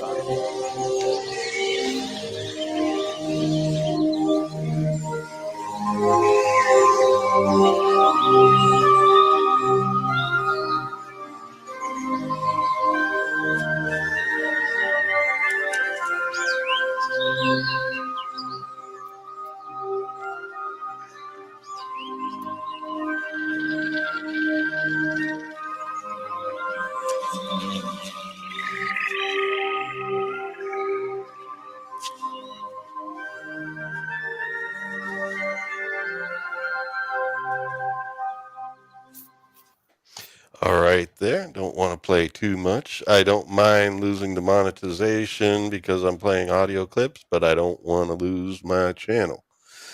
Now, unfortunately, since I kicked myself out of the studio earlier, I am now with the slides going to have to fast forward a bit, although we didn't get very far, so I'm not going to have to fast forward very much. But they're like, da, da, da, dee, da, da, da. You know, you could sing back the melody. Yeah, and that's something we don't really get anymore. Like, can anyone remember the music from any of the last 6 Disney shows? No. Well, we didn't get it with Jerry Goldsmith's score either. Well, the no, first time. Jerry Goldsmith forgot it in 1985 somehow. Look, something was going on there. I don't know. Again, I don't think he saw. He had, like, you know, the movie in front of him to be able to. He lost the a bet or something. Well, I mean, just not to be bashers, are there Goldsmith scores that you guys do admire?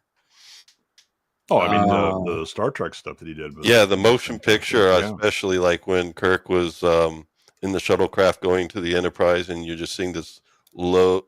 I mean, some people didn't like it, but you know, the slow kind of like view of like every angle of the Enterprise, and the beauty of that moment was definitely in the music.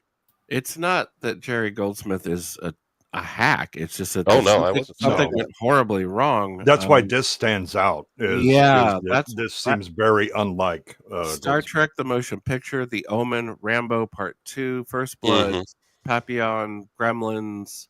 Although, like Gremlins, I don't really remember the music from that. Okay, all right. So yeah, I guess you know the point is Planet of the Apes. Oh yeah, the Planet of the Apes. The music was really good. Mm-hmm. Yeah, and so yeah, we're not Jerry Goldsmith haters by any means. No, not at all. Something went wrong on this package. Yep. So anyway, here she is. Just thought I'd get another face shot there. But I can't believe it. Like 15, at least when she was hired, she may have been 16 during the course of it, but that's still below 18, folks. You know, it's like, wow. Well, I'm just going to assure myself that she's legal now. And yeah. I think she was still underage when she did Ferris Bueller. Yes, she was. Wow. Well, in this one, at one point, that had Tom Cruise laying on top of her. We had darkness involved as well. And probably in the trailer as well, but that's not our concern. Yeah. All right. And then we see in the distance someone hanging up laundry, as I have to after hurricanes, for a little bit. And then we see, like, I mean, and throughout this, there are elements where you see Blix and goblins kind of like in the forest pursuing her, watching her. And the Tangerine Dream score does hit that. Like the Goldsmith score does at some moments, but in some moments it just goes by, and it's like you at this point there's a little bit of a transform in the music where you feel like, ooh, something may not be right, you know. Yeah. And she basically takes the clothesline and snaps it down, and Nell, our one and only peasant in the land. I mean, this is like a fairy tale. You don't need a whole cast of townspeople or anything like that going on. It's like a fairy tale. We're focused on the characters, but we have one character included here just to help, you know, give a little bit more of a story to Lily, who is our princess. Although they don't emphasize princess too much in the American, I don't think she's ever called a princess. Yeah, she very right. Explicitly is in the European. Yeah, she's the princess, It doesn't matter. It doesn't matter. What was that doesn't song? Really matter. And I love Nell in this. Yeah, great voice.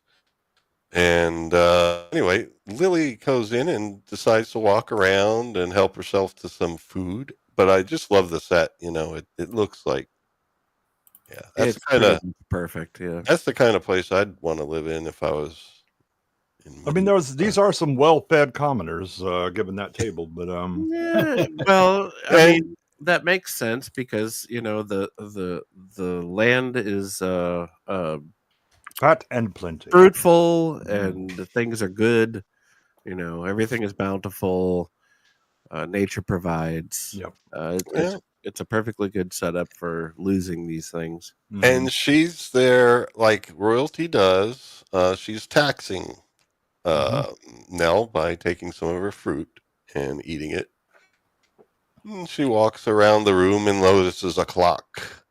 And this was good kind of foreshadowing here, because she looks at the clock a little bit, sees the dancers going around, and then gets a little bit surprised because it transforms. And it was a good transition here, how it just kind of faded in, seeing the snowy clock.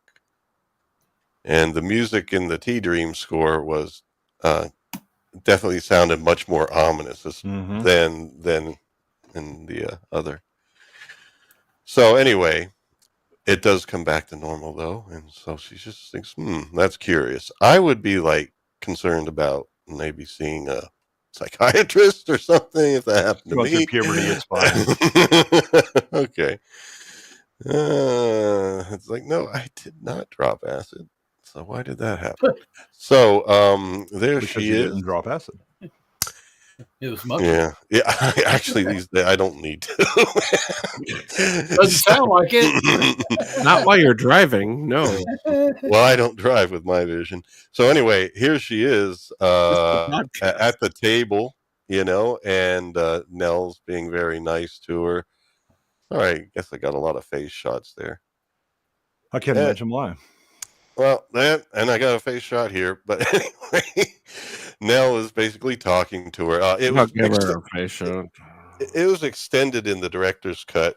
Talked about her father a little bit and everything, which I think does bear reference to the song. I don't like later. The making it explicit that she's a princess and making it explicit that Nell's worried about the duties of being a royal and all that. In the American version, it's very much Nell speaking to a young girl who is soon to become a woman. Yeah. Is it better if they're closer to being equals? I think maybe it is. I think it's more, again, generational, and that Nell recognizes that there's a difference in station, but Nell, again, the American version, maybe it's because it was for the American audience, the studios knew the audience better. Idea it's more generational, and we all go through the same things, and Nell recalls like when she was young and. It almost seems obvious, but Europeans would be more receiving of standards of royalty and so on, and then Americans aren't. So in here she was basically saying you shouldn't be hanging out with me and stuff. She does say poor folk, you shouldn't be hanging out with the there's poor an understanding folk. of station, but she asked her, what are you doing today? Aren't you going to be going out to see some fine young suitors or something like that? And well, she actually is, but Lily tells her, no, nothing can keep me from the forest today. So she's getting this idea. Nell is feeling more like, you're of that age that maybe you should be looking for a guy rather than playing in the forest, and you get more of that angle. Yeah, again, it's the you're becoming a woman, stop being the tomboy that plays in the forest kind of thing. Mm-hmm. But anyway, nothing can keep her from the forest today. But Nell doesn't know that she has somebody waiting for her in the forest, and she just kind of bolts out of there. And I like how it's done. It's kind of like still showing that she's kind of playful, innocent, and and young. Childlike. Yeah. And she was 15, so anyway.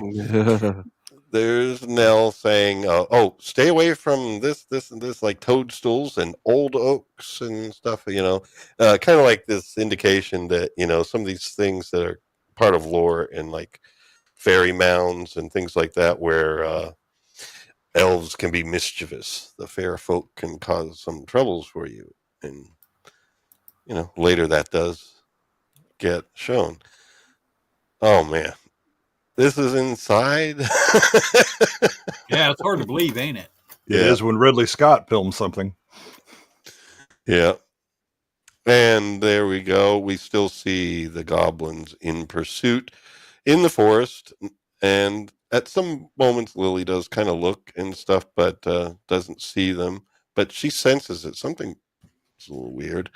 Oh, one of the goblins is a pig guy who snorts a lot. Yeah, that's Pox. Yep.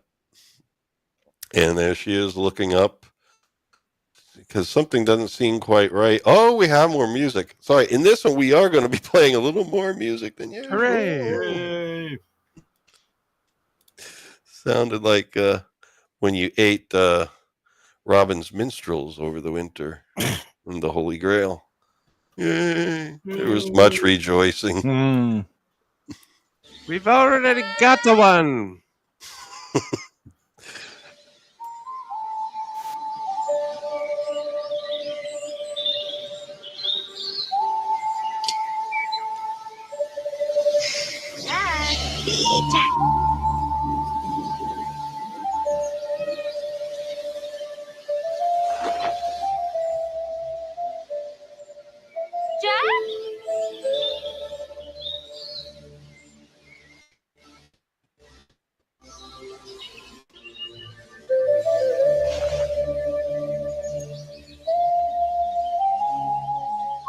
Jack, answer me.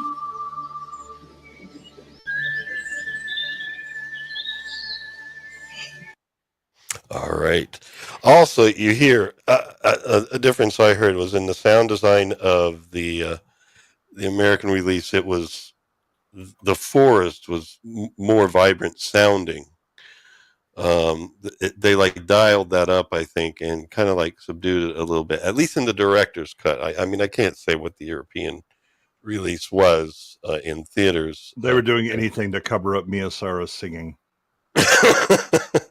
Well, she didn't sing in the American one, so they turned up the the sound design just sounded, I don't know, it was more present than in at least the director's cut, which is also what I saw. So, and you can hear that there, and the music is kind of like in it, they're well mixed. So, more Forrest looking around. She's looking for Jack. Yeah, where is this Jack character? Uh-oh. Oh, I see some legs, and then It could use a little nair on those legs, I think. yeah. yeah, you had an Air commercial on B-sides. That was interesting. Oh, that's a new intro. We're keeping that. I used to Use actually on my back because I was ashamed of back hair, but I stopped because that shit burns. Yeah, No, it literally burns your hair off. yeah, Not it's chemical good. burns. Yeah, it can't be good for the skin. So It's lie. definitely, I live a far more, shall we say, Hirsutely. what do you call it? A different kind of life these days. Far more. I don't know. Try to eat organic, and I even use like shampoos and stuff that don't have parabens and stuff in it. We try to get things that are more natural. You can eat whatever you want. It's not removing your back hair. Okay. Yeah. Well, no, but I mean, yeah, Nair is not part of the natural life. So anyway, here we go. Tom enters, and she's like, Jack, like almost like you scared me. Now there was more dialogue in the director's cut here, and I think they did some different takes. The angles were different, but here I kind of like. There's a bird that lands on Jack's shoulder. That's a minor bird. Yep. And minor birds can learn language. Yep, my grandparents had a minor bird. Did they really? Mm-hmm. Always wanted one. So they had it when they were when my dad was in his teens, and then when my grandfather died, whenever the phone would ring, that minor bird would answer the phone like him, and it scared the hell out of my grandma. Wow. She would hear the phone ring and then just hear hello. Goodwin residence. Who's calling? The other thing is when my grandfather was alive, he'd sit on the porch, during the evening, and the bird would be out with him, and the bird would woof whistle at women. And they turn and look, and he's the only one you could see. And it was like, oh, all right then. Stay off the porch, Grandfather. Who's a pretty bird? Yeah.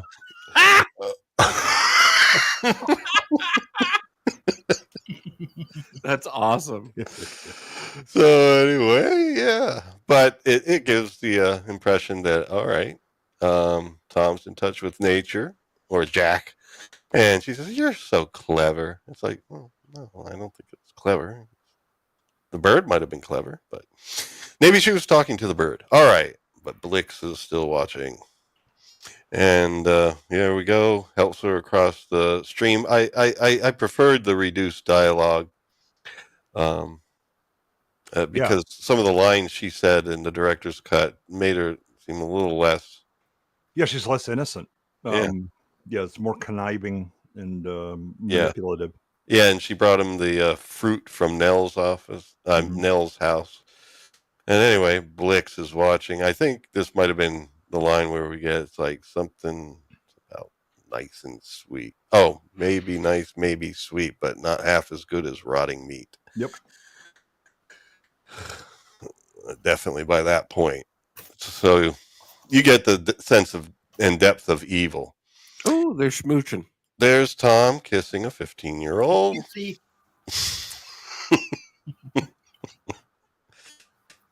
And these guys are angry. They're not as angry as they're going to be.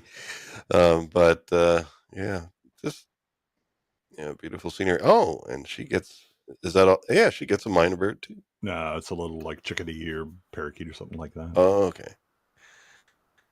A sparrow. Not to be confused with a swallow. Yeah, European or African? Brought her a coconut. Oh, yeah. So it's a nice day in the forest, and I forget all of the conversation. So, and we're definitely not doing community theater on this. Yeah, this is when she's like talking about him in the forest, and that she wants him to show her like his tricks in the forest, knowing how to move around and all of that. And it's just, I think this is the scene where he says he's got something to show her, and it's rather different. Yeah, a little bit before that, although this is important because she kind of takes off some of her jewelry, and you see the light reflected on Tom's face, and he just finds that pretty. Yep, that will bear significance later. And anyway, that's this one that captures her true heart. We'll have to claim this one. Ooh. This is where he says he has something to show her, but he wants to blindfold her, and she's like, oh, "What? Don't you trust me?" And he says, "I trust you, Lily," but blindfold goes on. But chloroform is truly just as trust. We all are. So there she goes. She gets blindfolded, and yes, they walk through the forest. Don't trip on anything, but beautiful stuff. I was just taken, like. Yeah, this is very, and then oh boy, this scene. Yeah, where he basically kneels down and says, just wait and take. Blindfold's still on, but he takes it off. There we go. And she's looking to see what's coming. What is he trying to show me? And okay, took a lot of pictures here. Look now. But I liked the more close-up views here. Yeah. In this release. All right. Let me see in the distance. Although I couldn't get pictures of Tom with the top of his head on, Well, there's not much in there anyway, so would have helped with the thumbnails. Oh, and here we go. Here we go. And there is a theme to this, but as the theme does repeat when the unicorns are presented, the unicorn theme, I am going to play a later version of it. But at this point, it is. Da, da, dee, da. Dee, dee, dee, dee. I mean, you could sing it back, and it's really majestic. I really encourage people to check out this version, and you'll notice that point when it comes. But there's evil responding to it. They see what they were looking for. And I mean, was it Pox that calls this ugly horse or something? Yeah, I think Yeah. so. Yeah, ugly one-horned mule. No, Yeah, no, ugly no. That was one-horned the little elf guy. The elf Oh, it was guy. Blix. No, the elf guy. Remember the one with the helmet was really an elf, but at this Oh, point yeah. was running with bad company. That guy, the one that later says "Adios, Yeah, amigos." Blunder. That was probably the worst line in the whole film. But anyway, but it's truly majestic, visually and orally, and they stay at a distance. Like there was more milling around in the director's cut. I think here it was keeping it short because this is like a rare sighting. This is really special, and I think he says they are the protectors of the forest, and they're at more of a distance. At least that's what you feel like. They're at more of a distance, but she's captivated by them, and she decides to. No, Well, not yet. More faces. it's an interesting plot device to have the innocents lead the bad guys to the prize or Mhm. whatever. Mhm. So Mhm. they're not doing anything intentionally wrong. They're just being used. Mm-hmm. Yeah. Again, there's a depth of plot and understanding of the world that's Mhm. separate apart from them. That simply being innocent doesn't mean that bad things won't happen. Yeah, it sort of amplifies the innocence and Yeah. in a very believable way, unlike Tom Cruise. Well, and I think that yeah, but the idea that simply because you didn't have intent doesn't mean that your actions don't have consequences and that you bear a responsibility. Yes. So that was her getting up to go. She wants to get a little closer. Tom's like, "No, Lily." He It's actually does forbidden. know better. He knows better that she shouldn't do it. He doesn't know exactly what's going to happen, but he knows better that you shouldn't do that. You can't do that. So And this is a I think this is also a change. So that in the American version, it's just like no, Lily, no, and that's yeah, it. In the European, he tells her it's forbidden before she goes, and yeah, so again, it gives her more culpability. Well, yeah. In this one, he tells her after. Yeah, go ahead. Right. Dan. this is a shortcoming in the script and in both edits, which is Jack's sort of oneness with the forest has not really been genuinely established at all. Mm-hmm. Right. And If we had some sort of predilection of his instincts or his knowledge, this would carry much more weight.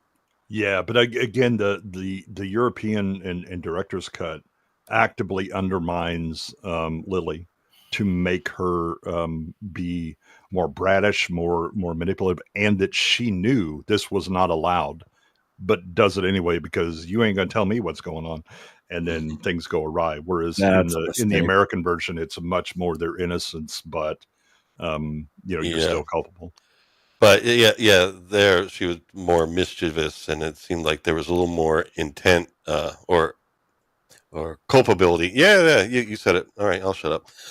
So anyway, but at least here in this version, there was a screen crawl that just at least told you that Jack is, a child of the forest or something. So at least also when we see Tom Cruise jump down from the tree, and he pretty much spends the movie crouching. At least you have some understanding as to why. Although, I mean, that was definitely more of a Tarzan approach than anything. Yeah, this is more. I mean, this may be one of the few movies where Tom Cruise is legitimately taller than everybody but one in the movie. Well, yeah. At least that gang he hangs out with later. Yes, Scott, I agree.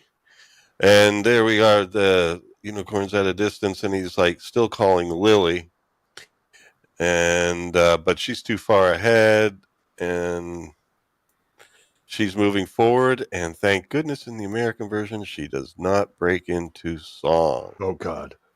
La la la la. A song, and I had to look it up multiple times just to remember what the name of it was. Called my true love's eyes, or my true love's eyes.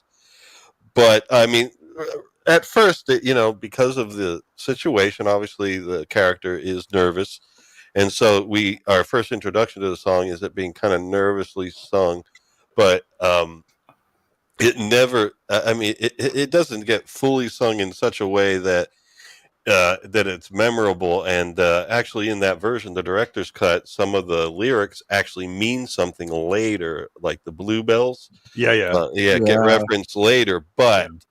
Yeah, again, there's a script failure here where things are just not established properly enough. So if you want to have her sing, you better set it up. Yeah. And you better cast someone who can sing. Yeah. Me as Sara I was can't. going to say in a roundabout way. Are you saying she can't sing? She can't sing. I'm not saying in a roundabout. I'm driving right up into your front yard and shouting it. Yeah. Don't be shy about it. Yeah. The melody also wasn't a memorable one either. And so that makes it hard. If you're going to do a song, it needs to be a kind of like a memorable melody that the audience can latch onto. If lyrics are going to be important, you better be able to kind of like clearly hear them. And I only picked up on it because when they were saying like my father died beneath the bluebells or something like that, I was like, that's pretty funky lyrics. That's pretty strange lyrics for this song. I song. mean, again, in a different sense, we're dropping the idea of themes. Yeah. Goldsmith scores lacking theme. If you want to have her singing, she better, you better set it up, and she better carry it through the whole movie. So yeah. Well, I certainly didn't want a musical, but unfortunately, the director's cut didn't go that far. No, but it's fine to shoot it that way, thinking that that's the direction you want to go, but then change your mind after. That's fine too. Yeah, I think the closest the American does is I think she hums the song when she's first like coming into Nell's area, but she doesn't sing it outright, and thank God for that. Well, here we're going to get some not singing, and of course it'll be Tangerine Dream. So I am sharing the previous video so that I can call up the current video, which is 5, I believe. We do get a...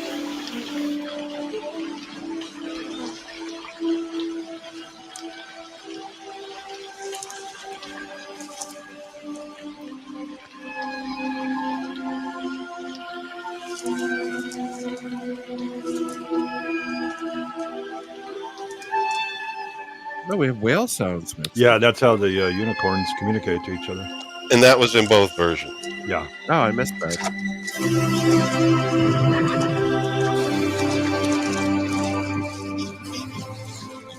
A very 80s thing to do. Yeah, whale song. Yeah. Look, but it's not wrong. One-horned mule. There it is.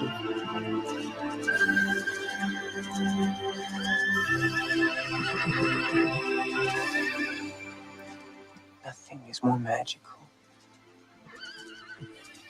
As long as they roam the earth, evil can never harm the pure of heart.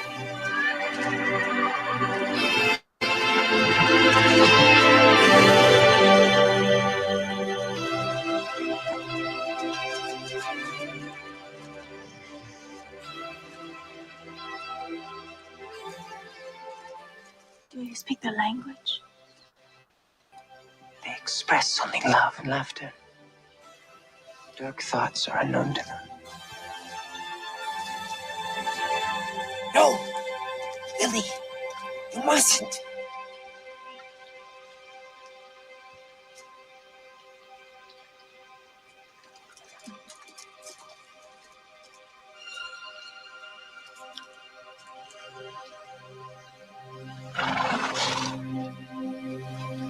Lily, no! Please!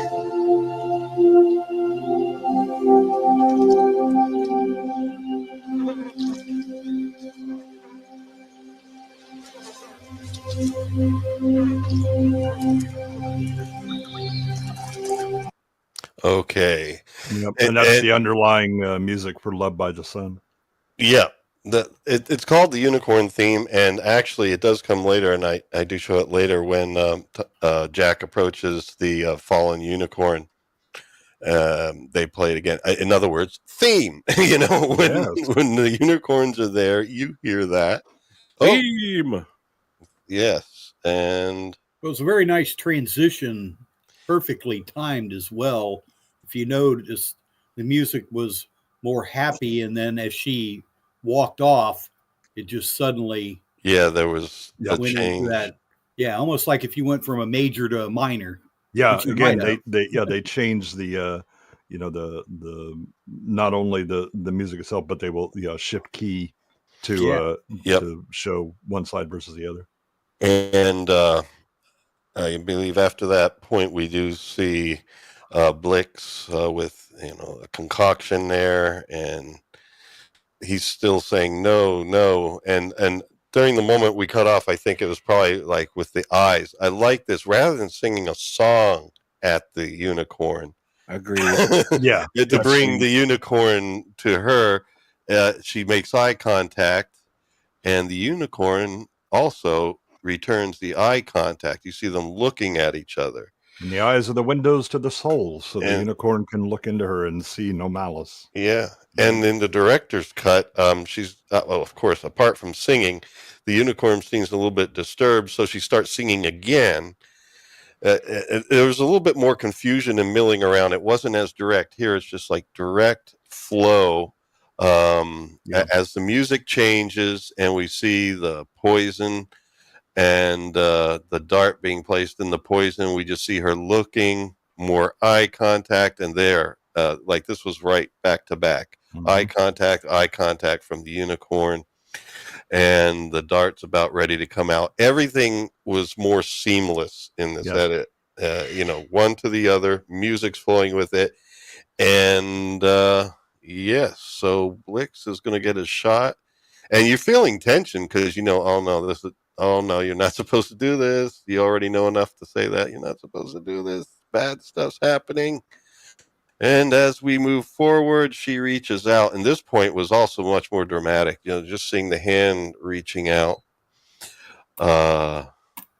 and seeing the unicorn there, and basically, there we go, kneeling before the unicorn, and touches it. She does touch it, and that's where Tom just turns away. Yep. Well, Jack.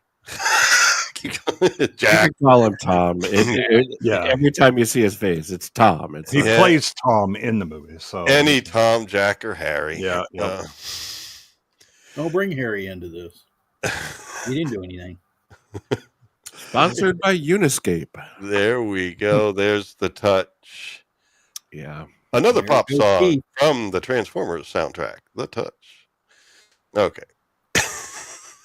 And the dart gets blown in. Now, this you see, but as soon as this happens, at least in the American version, it's a quick reaction.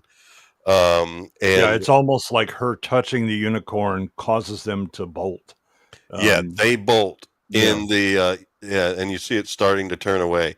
And she's like still reaching out, like there. She still doesn't notice it's turned away, and there they run off. Now, in the director's cut, what happens is after the running off, you see the unicorns kind of milling around and stuff. So you're wondering, well, what did the dart do? Yeah, in this version, it's sort of like she breaks the barrier to physicality, so that the makes them vulnerable.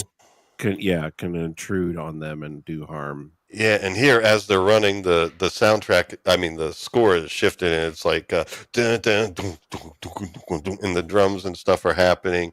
Okay, the evil deed has been done, or not evil deed, or the mistake has been made. Not that deed. And the mistake has been made. Things are going to go downhill from here. The music's already coming in and doing that. And the other one is like kind of like a waiting period. And the music certainly wasn't filling you with the foreboding that it's Blix, Scott. Blix. Yeah. Blix Richards. BLI. Blix Richards. And they're well and truly ran off, and you don't really see pictures of them just casually milling around like you do in the director's cut. I mean, it lessens the impact of what happened. Mm-hmm. And And yeah, and then here, Tom, she's looking for him, but here they didn't have the sky shots in the director's cut where you could see dark clouds rolling in, and the land is already starting to change. And she's like confused as to what's going on. And here's where Jack tells her, you shouldn't have done that. A mortal cannot touch a unicorn. You risk your mortal soul, your immortal soul. It is forbidden. It is forbidden. And she's like, but it is known. It is known. It's just not a thing that we do here. Yeah. Well, that's why normally, people don't see unicorns, I guess. And she's like, perhaps you should have told me this ahead of time. Well, he didn't say no. Perhaps the script should have told us. But anyway, there she is. She would have looked bad for doing it, like you said. So, right.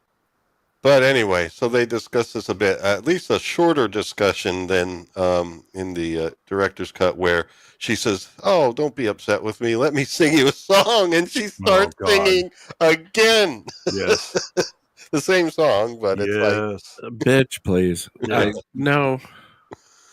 But no. I wish I was riding up with the unicorns. If you start singing that shit again, that's more weather. And I'd rather hear Blix Richards.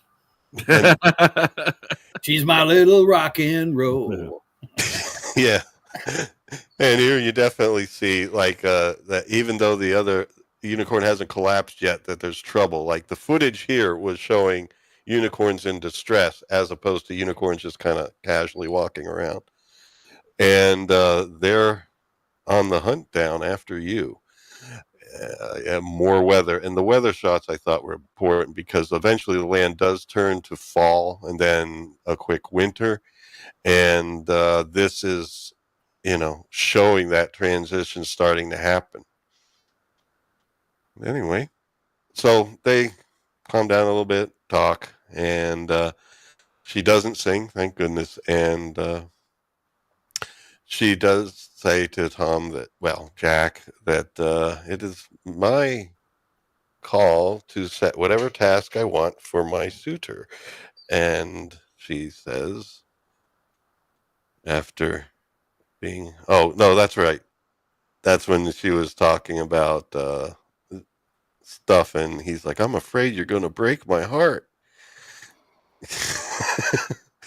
Weather's changing, and then yes, here's the task for the suitor. Whoever can find this ring will be the man I marry.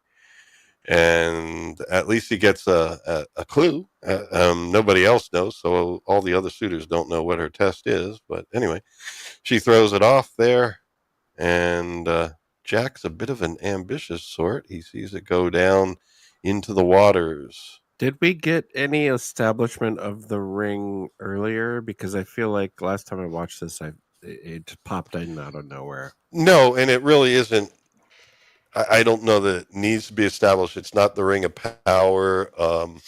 There's nothing special about it other than she's setting the task that whoever finds this ring will be the man I marry. And Tom's going for it right away. Well, we were all that age once. So. But yeah, I guess, Adam, if the ring were more special, maybe it would have been better. Who knows? I feel like a series of lack of establishment in this film, in this story. Okay, that's valid. And it jumps off. And here we see Silver Springs, Ocala, Florida. That's where they shot the underwater scenes. Oh. Just about 2 or 3 hours away from us and much closer to The Oldest Gamer. These are also some of the worst shots of the movie. Yeah. Oddly enough, yes. No, really, yeah, because the aspect ratio is jacked up with the underwater stuff, and yeah, it's not. They're not good. It wasn't much. It certainly wasn't much underwater stuff, but he's going down and he's swimming around. He's looking for the ring, and she's like, Jack, I didn't expect you to jump right away, and she's like kind of upset. Plus, the forest seems to be changing around them, and No, she's upset because he hasn't come up in a while. She thinks that he's drowning. Oh, okay. Yeah, see, here's some of that terrible shot there. Oh, yeah. Hold on, let me go back. See how he's about to. It almost looks like AI. Yeah, or it looks like some shots from Predator where the things are stretched out a bit and. Yeah, with the pace we're going at, I think I'm going to nix the AI segment tonight. I'll save it for next week. We'll just claim this was it, and we'll all agree it was AI. Yeah. Agreed. Now, one thing though I did learn was that some of they did shoot outdoors. The unicorn stuff, or at least some of it, was shot outdoors at Pinewood Studios in a garden nearby. So they did shoot some things outdoors. This, I don't think so. This is probably part of the set because I don't think it looks like that. Anywhere near Pinewood Studios. And we're underwater, and now there's some things falling. Leaves starting to fall because autumn has come. And as you see, sad unicorns. And we're sad looking at these shots now. Okay, now we're back. Yeah. Well, there he was struggling. Tom's going to come up for air. He didn't find the ring, but he's going to try to come up for air. But here we go. The unicorn is tranked, and Blix and the gang come. But yeah, the transition. Yeah, lightning and transitions to fall. I mean, and plus that the music at the time, it was certainly a much more direct transition from the impact of the touching of the unicorn to things going downhill fast. There he is. Or maybe his stunt double. Although Tom, he recently jumped out of airplanes, so maybe he did a little swimming in Silver Springs. There they come. Here come the bastards. Here they come. Ouch. There's ice. Clonk. Yeah, Tom's trying to get out, but the ice is preventing him. It's frozen over, and here we see Blix lining up the stroke, and timed perfectly with the stroke of the blade cutting off the horn. We also get sad breakthrough of the ice. The breakthrough of the ice. And some white flaring there. But that's the time of the stroke, and then breaking out of the ice. Timed really well. I mean, just all that timing and the way the music all just drove you into it. Yeah, it was just. It's not easy to find a good time for a stroke, but I do what I can. I was talking about the pacing of the film, but the pacing of the film was like perfect there. And we get to hear a little bit of something here. So I am going to get that queued up. I am working in. What the hell?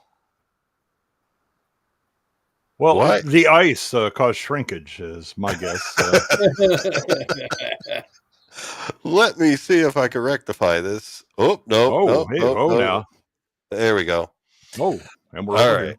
Yeah. And we see the old video, but I'm calling up the new one. And that would be 6.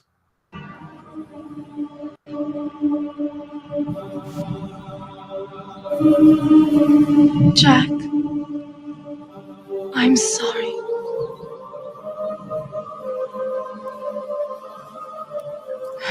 Are you afraid to kiss me, Jack? I'm afraid you'll break my heart. Then still your heart. You're dear to me as life itself.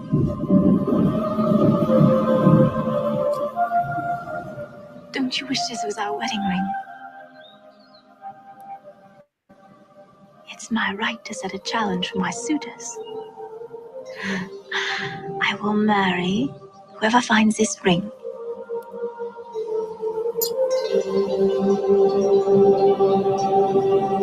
Jack!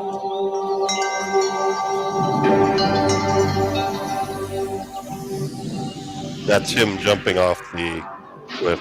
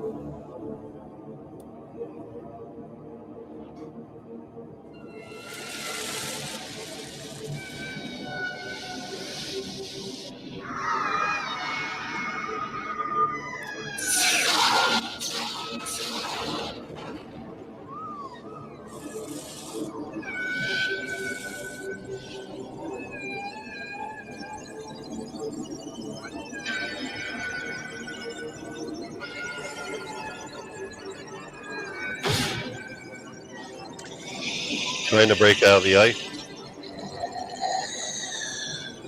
And we got Blix getting a little excited there.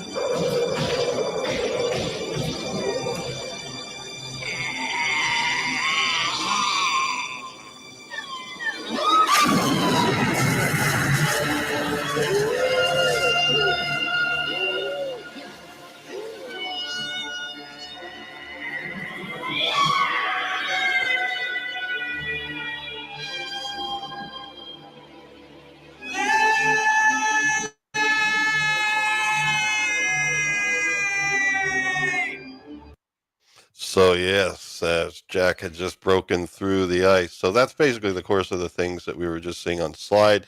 Sorry, folks, I cannot play the video because that'll get caught by YouTube. Oh, that's fine.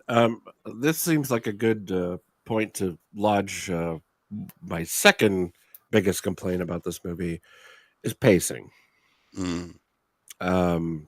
It kind of stops and starts and stops and starts. I mean, the first problem being Tom Cruise.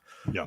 And I have bitched a lot about lack of establishing things, but the pacing of this movie is very clunky, very awkward. Well, you should see the director's cut.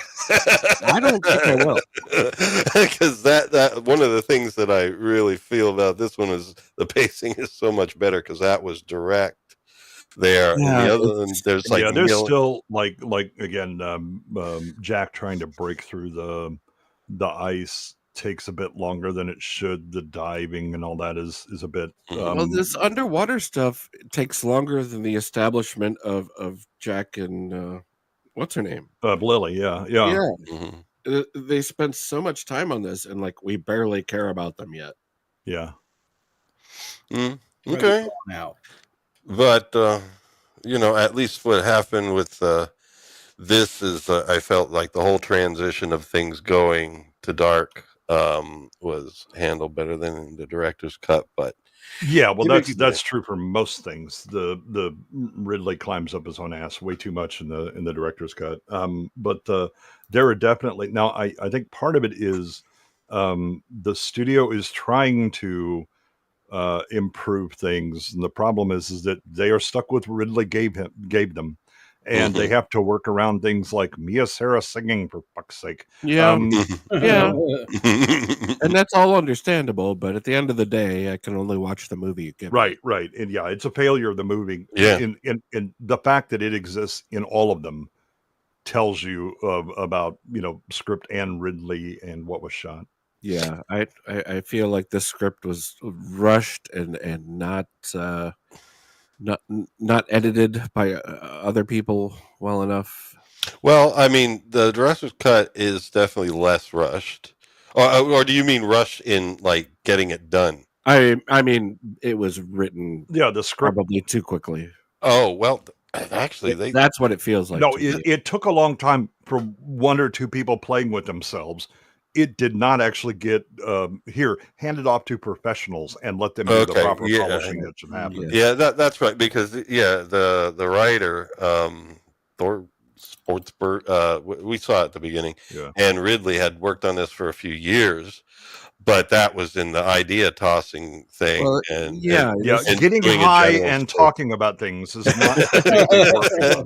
Okay, yeah. I've never done that. No, this is why you don't master your own albums. You need to hand it off to someone else with a fresh set of ears, fresh set of eyes to bring it out, to bring out the best parts of it, and you have to detach and just let it go. Yep. If you got the money, and I don't, so me neither. Look, if you give me a case of beer, I will master your album. I will draft your script. Or watch what you say. We might take you up on it. Well, Mike, you careful what you wish I for. will, buddy. at minimum, review it and give some notes about. That's the thing. Well, commentary.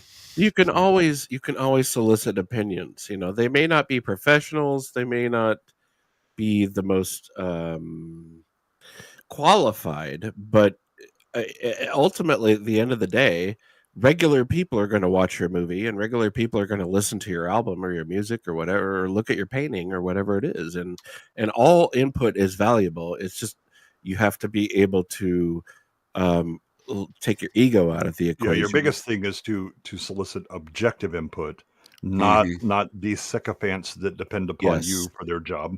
And that's hard to do in Hollywood, and it's hard to right. do in music. But yeah, Well, that's true. Yeah. But you don't have to go with everything. I mean, you got to make that decision between, all right, am I, if you don't have a big ego and stuff, and it's like,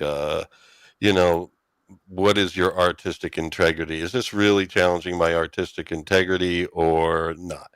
If you have a big ego, you need it twice as much. Yeah. You need somebody to, outside of it, take a look at it. But if you don't, there's sometimes it's like, no, I'm not going to.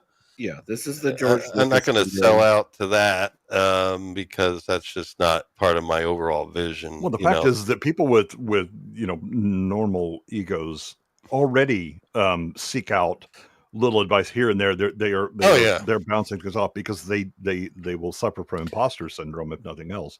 Whereas Ridley suffers from the opposite.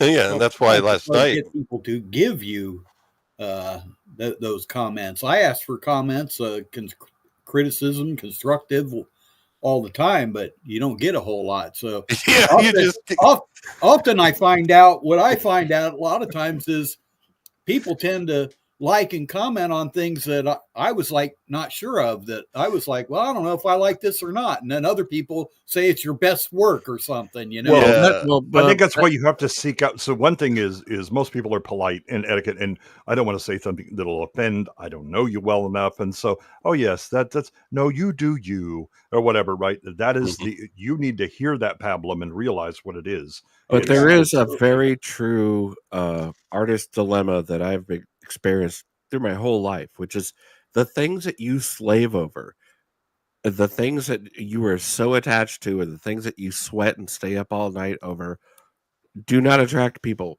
Yeah, the audience is a thing that you just whipped off in 2 hours and put out there, and everyone's like, "Oh my god, it's amazing!" I mean, this is kill your darlings. Yes, well, you have to be careful too, especially where music is concerned. It's great to master and listen to things in headphones, but I always go and listen to it in my car because that's where most people are going to be listening to it. Yeah, wearing your shitty Dr. Dre Beat speakers.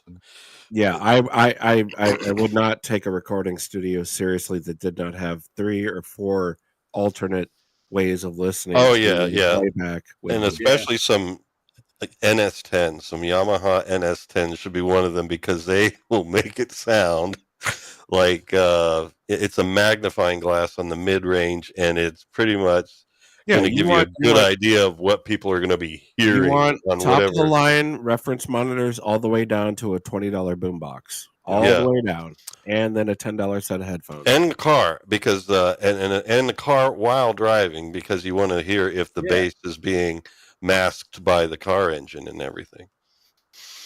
I listen to all sorts of ways, and that's why it takes so long, but not for my more classical stuff or art music stuff, because in that case I know how it's going to be presented. It's going to be presented in performance or on a recording, and in the performance I know what kind of PA system is going to be there, and that's how it's being presented. Sure. Yeah, and then also make sure it's good for a recording. I know that art music stuff is going to have completely different sensibilities than the mastering of some popular music. I'm speaking about popular release, with films or commercial albums.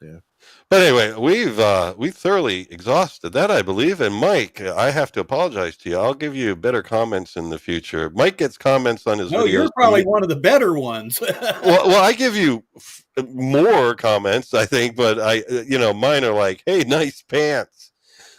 Oh yeah. Yeah. Mike does have a pair of if I ever decide to go back into any musical lyrics or anything, I know who I won't get to sing. So I've established that. Oh, it'd be nice to see if she can sing these days.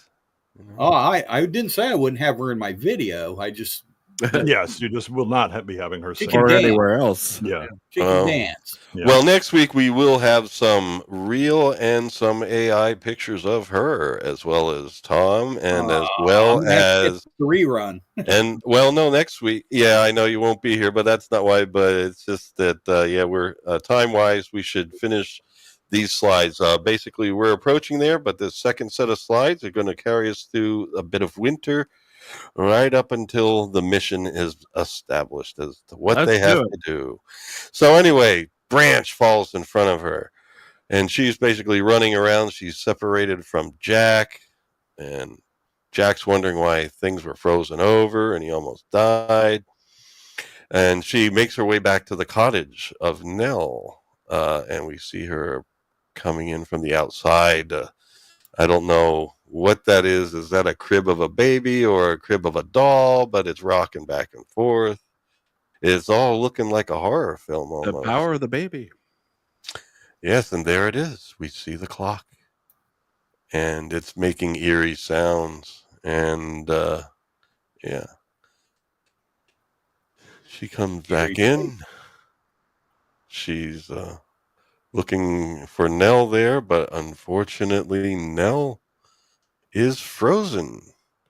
And I'm wondering, is she frozen in time, or is she frozen like dead frozen, or what? I mean, she's standing up.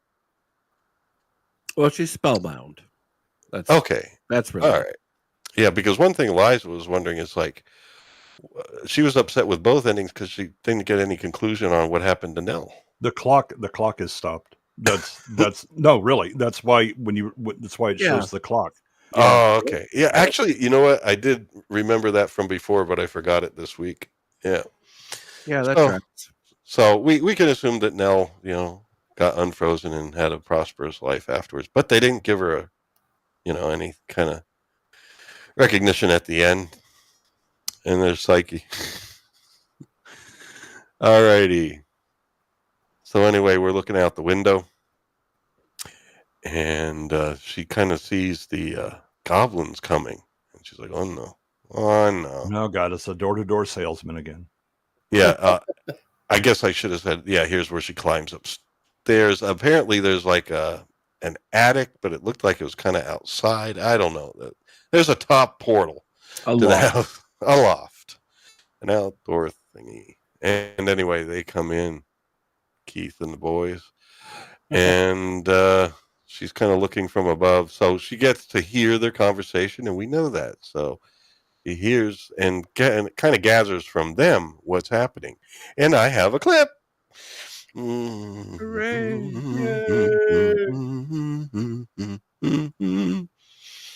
All right. So, and we're almost moving like clockwork, but the clock's frozen. So we're at 7, I believe.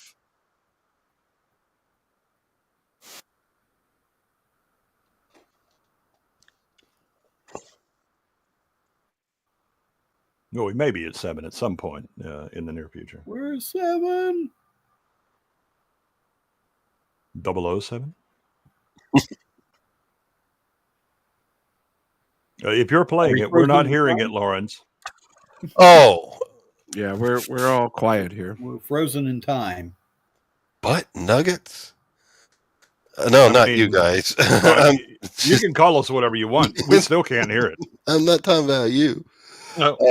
What are we doing? All right, those are slides. This is that.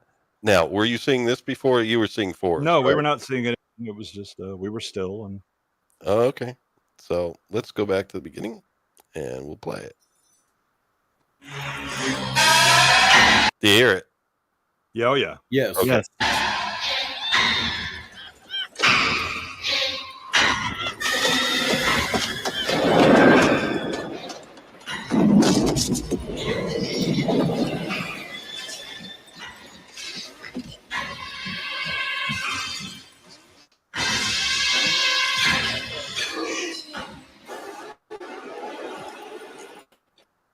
All right. Just to get a little taste of what the music was then and the action and flavor with the visuals that you see and hearing that music is, yeah, it's pretty dark.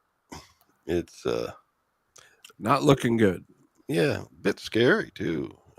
Now, don't tell me back to the beginning, but that actually at least this section. So I should be able to move out of it. What the hell? Yeah, I'm sorry, folks. I really You're doing great. should be replaced by Past your AI. bedtime there, Lawrence. Please no.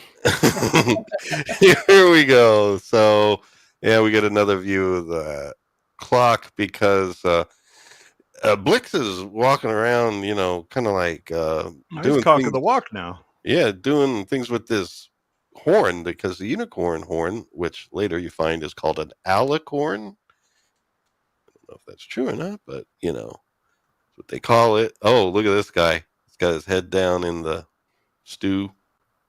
And yeah, Blix is like lighting fires and starting clocks with the energy or making it at least race around and all that stuff. And she's like looking at all this. Oh, these guys. Oh, there we go. Fire, burning higher, making music like a choir. Yes. Beautiful stuff. And is asked, how do you do that? By Pox and, well, not this guy, but Pox the pig guy. How do you do that? And he's like, it's very easy. Basically walking around doing all sorts of magic with the alicorn. And the other guy there, you said is Blunder, his name? Blix and Pox and Blunder? Yeah, Blunder's the one that has the cage. Yeah, right there. Yeah, that's what I meant. On Blix and on Blocks and on Blunder and on Mondale. Yes. You had to pick a politician that's not recent. Bring my muckle bones along with me. Mondale is always funny. Yeah. And Mondale's funny. There we go.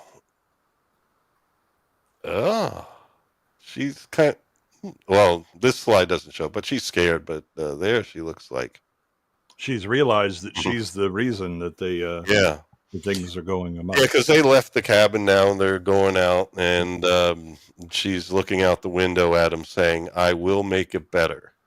Mm-hmm. I will make up for this. So the audience at least gets a bit of conviction from her that she feels responsible and she's going to do something about it. We don't know what yet, but it does. She does get an opportunity. There they ride off, and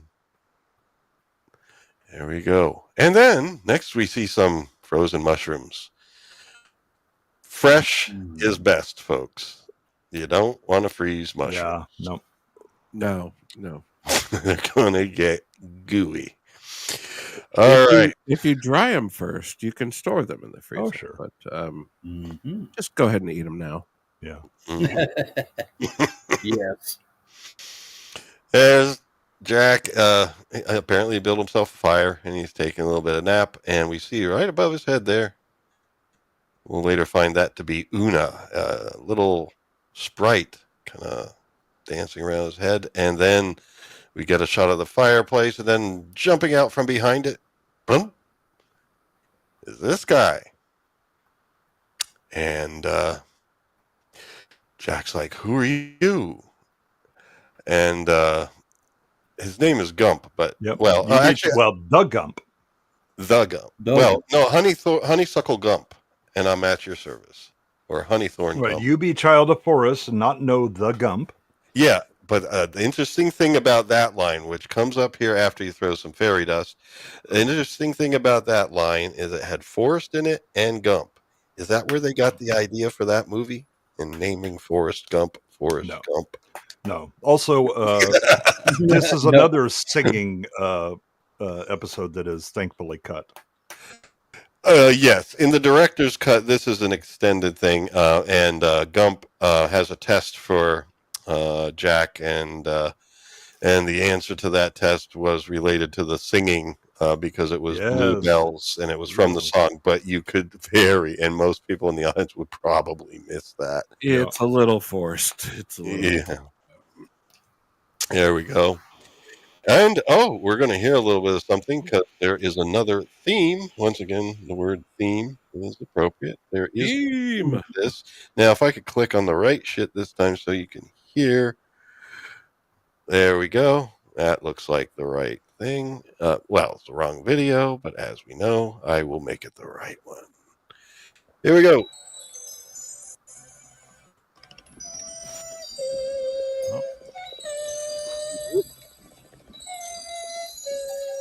Do you hear it? Yep, Oh, okay. you're in Okay, Una. good. I'm just checking because I hear you go, and I was like, oh no.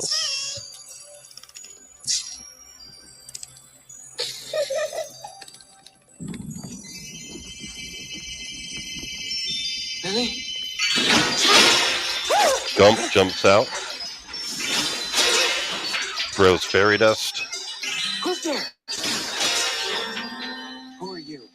You be a forest child and not know the gum?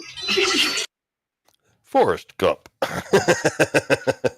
Now, Not this kid should have played Tom Cruise's character. He's 1,000 times more charismatic.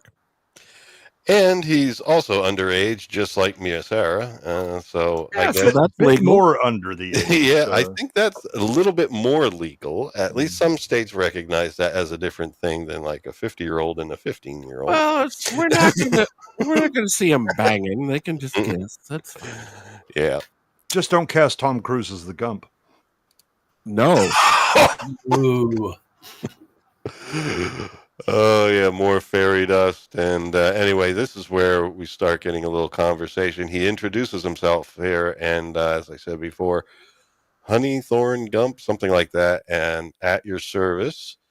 And fortunately, he forgoes the riddle, but basically, he asks, "Have you seen something unusual happen today? Anything untoward? Anything, you know?" Other than the world freezing? No, over, no, didn't see anything. No, he's like saying, "Have you seen anything that might have caused this?" You know. No, again, it's Tom. No, I don't know what he's talking about. No. Yeah. But in here, at least they limited the lines a bit, and he basically does eventually say, "Yes, I took Lily to see the unicorns." You did what? Yeah. And touched it. Oh my God. Bitch, are you for real? Yeah, she touched a unicorn, and it's like a mortal touched a unicorn. As I did it for love. That just turns everything around. Oh. Oh yeah, well, we didn't get to that point yet. wow. We didn't get to that point yet. Yeah, we can get to the thing about love. Oh, love. Well, There's bubbles. There's Tiny bubbles. Don Ho enters stage left. Yes, and yeah. So well, anyway, basically, it's like he goes over to, he calls over to Brown Tom. Here, let's have some elderberry wine, and Brown Tom keeps some elderberry wine under his hat because the love thing, love. Yeah, we drink to love. Love's a whole different thing, and Yeah. I have some shot glasses on my fingers here. As one does. You ever put olives on your fingers at the grown-up party? Oh, it's Holy shit! I I have when I more. bring the bubble maker. I have more. Not what did I play now? I don't guess know. I You guess should. their happy music. I guess their happy music is about to begin. yes. His mother was a hamster. His father smelt of elderberries. Or your father smelt of elderberries. I don't mean you, Adam. That's just the In July, It could be true. elderberries grow. Brown Tom, a toast to love. Elderberry wine, finest drink under heaven. But Gump, it's the last bottle of my best wine. Now, Gump, don't you be forgetting me. Oh, now, careful now. Oh, it's so precious. Oh. Here's to Jack, loving fool and fairy friend. Quick. And to Lily.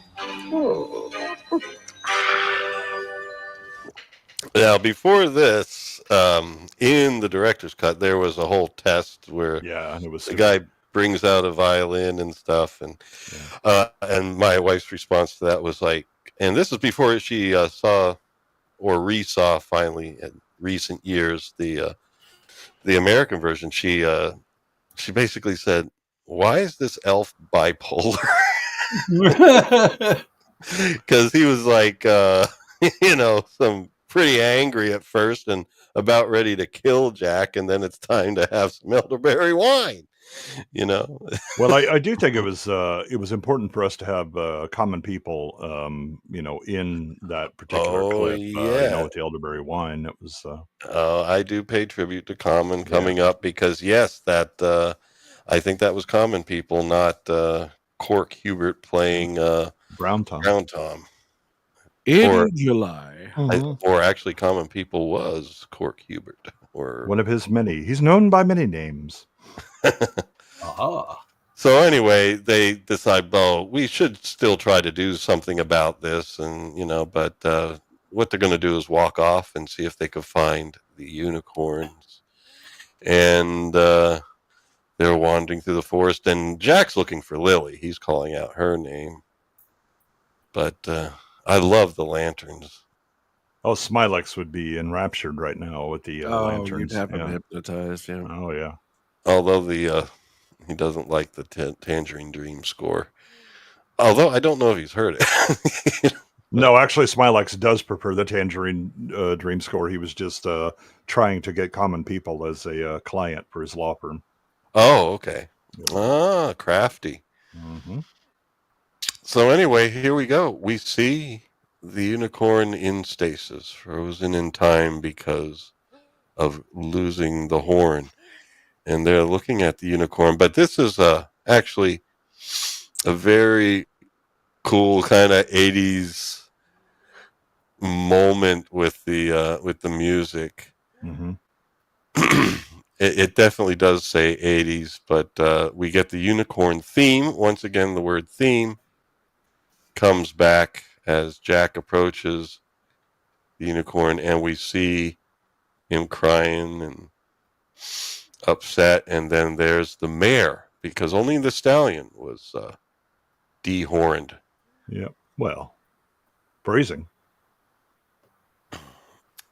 And there we go. And the mare is still upset. Jack actually tries to communicate with the mare a bit, saying, "I'm so sorry. I am really sorry." And yes, I'm waiting for another cue. I know I got one here because I know we're going to play this, the unicorn theme at this point. But as usual, I put in so many slides. But the lighting and everything, it is a beautiful moment, especially with the music that we're about to hear. And here we go.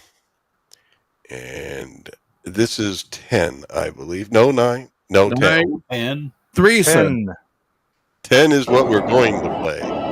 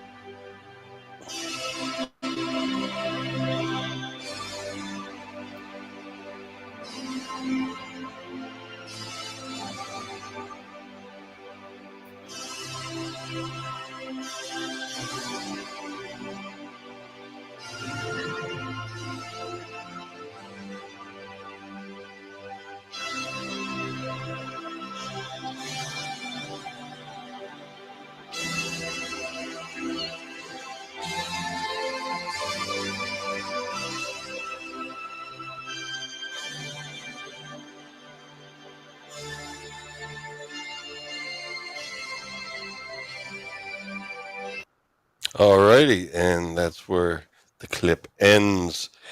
Can't play it too much, but I do want to point out, Scott, you actually have it reversed. The unicorn that was hurt was the male. It's the stallion. It's the female that's still that's trying to protect. Yeah, and so Yes, that is the mayor that was there, and I put up the wrong set of slides again. Oh no. Getting tired. All right, here we go.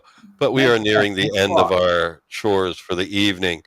But there we go. We got the unicorns again, and we get that theme again. There was no themes in the Goldsmith score. But anyway, he asked, what are we supposed to do? Because actually, whether you noticed it or not, the mayor did communicate telepathically with Jack and let him know that we need to find a champion and return the alicorn.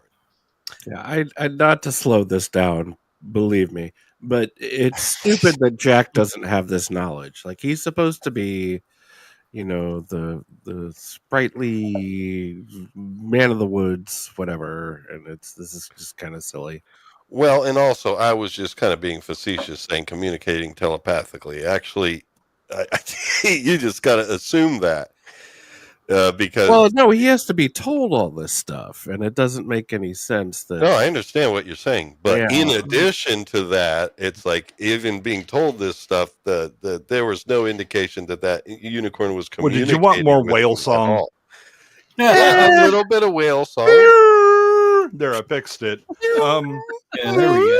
Yeah, I think the thing is that so Jack is a child of the forest, but he's not one of the Fae, and so his Okay. understanding of things are essentially, here are the limits, right? Like you don't touch the unicorn, don't mess around, stay away, you're mortal. Whereas the Fae have a better understanding, and so certain things have to be explained to him. He understands it once it's explained, but yeah, he doesn't have the full knowledge that all of the mythical beings within the forest do. Okay, and But maybe they didn't know this either. The Gump asked him. But what I'm saying is that if there was some sort of indication that somehow he was hearing the unicorn in some way, I don't know how you would do it without also being doubly cheesy. I don't know. I'm just nitpicking, but go ahead, Adam. Well, I'm just gonna bitch some more. It doesn't play well. And sure, you could say that the kid is, timeless, ageless, mystical being or whatever, but being taught this by a child kind of makes him look like an absolute ass. Like, if you flip this around and like you look at like a Luke Skywalker and Kenobi dynamic, that plays. And when you have a real lack of plot setups and story elements in a film already, like, this comes off as just, he's an idiot. Like, But what I'm saying is it's worse than that, because for one thing, it's Gump here who's asking him, what do we need to do? And Tom apparently got this somehow from the unicorn. Oh, I see what that you're we need to go off and find a champion and get the alicorn, the horn back. It's not working, whatever it is. Yeah, whatever it is, like, it's not playing well. Yeah, and there's a load of that in here. But again, it's again Ridley and his buddy getting high, and okay, this makes perfect sense. Does it? No, it's fine. Go ahead. Yeah. So one is left to assume that he had telepathic communication with the mayor that told him, we need to get the alicorn back and you need to find a champion. And he tells that to Gump. So that's where we are here. And then Gump says, they're like, where are we going to find a champion? But Gump says, you'll do, and points right at him right here. You're going to be the champion. And Jack's like, but I know nothing of weapons. And Gump's like, yes, we're going to get you some weapons and you're going to learn. So you're going to get him the hard way. You'll like it. And he tells Brown, Tom, you're going to watch the mayor and protect her. He says, I'll protect her with my own life. And he's like, it needs to be better. Yeah. You might want to up your game there. Yeah. But also, before we leave this scene, I had to say, when I was seeing this, I kind of got like, could this be the tree of knowledge of evil, at good and evil, as a symbol here? Because we do have a similar kind of allegory where like eating the tree from the sacred tree that thou shalt not eat from. It could if it was set up properly. So Lily's kind of like Eve in her innocence and stuff. Well, no, that was different. There, she was being convinced by a snake, and here, well, or Lucifer, or however you want to interpret it. But in here, no, there was no convincing. It was just her pure innocence. So no, it's not the same. But no, I mean, you could just as easily go, it's Yggdrasil. There, I fixed it. It's a tree. It has meaning. Let's move on. It's the reason it's set up is because Ridley thought, this is a cool shot. This will look cool. Okay. Yeah, probably more likely like that. So anyway, we then see that what? I don't remember. Oh yeah, they need to get weapons. That's when they get to weapons. And that was when the door opens to what? We don't know, but there's an underground weapons depot. And kind of like Luke's little hole that he had to walk into in Empire, but for different reasons. But either way, Gump can't go with him. He says, Jack, you need to go from here on your own. But he wasn't really on his own because Una went with him, the flying sprite. And so we are going through here, creepy cave, and no challenges or anything to do here. Although they may have shot some, but they were never included in either version. So going through the cave, and you find treasure, as well as weapons. And I don't know. It was... Yeah, I don't know. Adam, I'm sure you could maybe... I'm not angry. It's like there is a lot of why, or... It's just there's a lot of and then in this movie. Yeah, well, yeah, there was no setup as to what this place is, whatever. It's just kind of like weapons there, but it's pretty. No holy hand grenade though. And Tom's looking rather not only young there, but I don't know, Not young enough. Slow is what he's looking. Slow, like. short, bussy. Yes. Uh-oh. Una explodes into a different kind of fairy. I'm game. And so she's like, this is a secret. This is our secret. And she starts hitting on him a little bit here. Don't kiss the fairy. No. No, you don't do that. And there we go. So we're going to hear a little bit of this. Ooh, number 11. Yes, and there are only 12 folks, so we're nearing the end. I know this is a bit of endurance, but I don't want to do more. Lawrence, I'm going to have to bail before you play this. Oh, farewell. Jay's got to get to his next John. Exactly. Yep. Got to work them corners. Hopefully, it pays better than this one. It's about the same, I believe. Yeah, I believe it's the same scale. Yeah. Well, since we'll be finishing shortly, do you want to let folks know where to go to after this stream if they want to hear? Yeah, I'll be on Late Night with the Gooch on Diabolical Souls Presents. We have much fun there. Diabolical Souls Presents is what you should search for YouTube, I guess. Yep. Or is that the name of the channel? Yeah, just follow Scott and Eraserhead. They can show you the way. Yeah. They actually know what they're doing. Yeah. Well, maybe we should set up sometime, if it gives me permission, I could have a forward so that it gets forwarded there. Now I know he has plenty more subscribers than I do, but I guess every little bit helps. Yeah, he doesn't start until like 10 my time, so it's like another hour, but I got some topics I gotta 85,000 subscribers. So don't worry about that. I wasn't worried. It'd be 86,000 at any minute, given his growth. Yeah. Wow. All right. Well, farewell, and thank you for joining us. And next week we will finish this puppy. Yes. Love this Bye, movie. Jay. Have fun storming the castle. Good night, sir. See you in 2 weeks. Cheers. 2 Sundays. Indeed.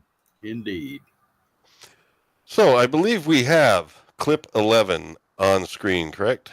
Yes. Yeah, I just didn't remember if I did that yet. And we hear this. 011. Did we hear a creak there? Did we hear music there? Mm-hmm. Okay, good. Jack, I can't go with you now.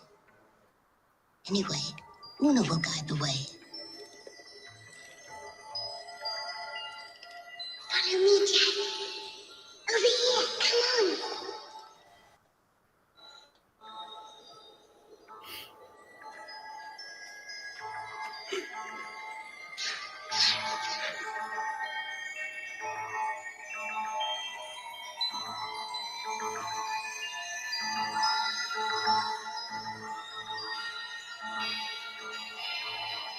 Come on, Jack.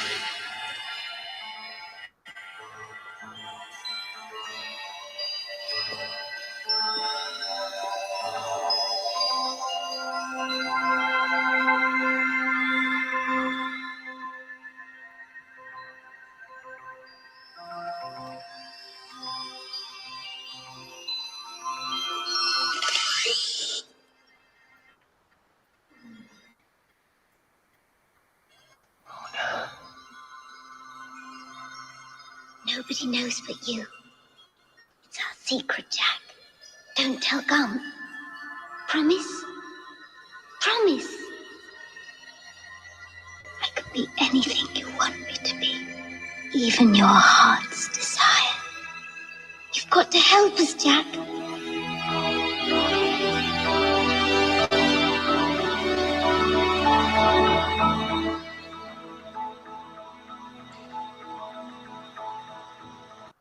Now, that would be one portion where I felt like the music, I didn't play that for the the music per se, other than to point out it kind of let it down a little bit, I think. It's not the best bit. Yeah, with the other portions, the music's far more magnificent and kind of mystical and magical, and there it's a little bit Toned down.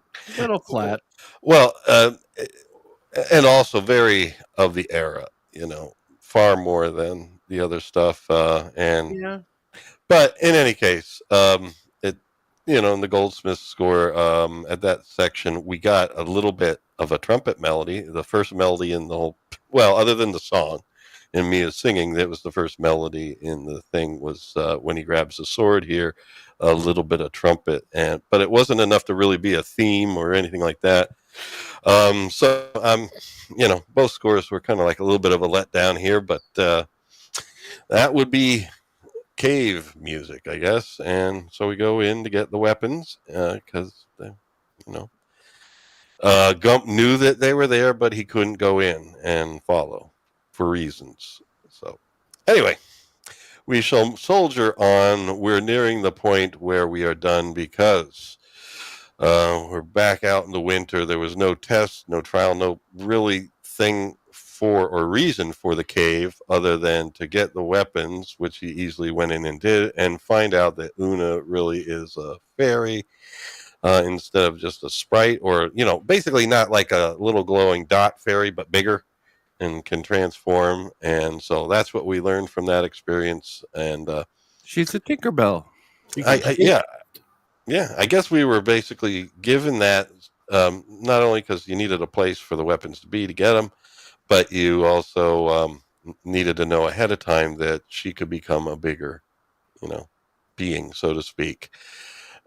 I felt, it could have been better done for both those things, but in any case, it happened.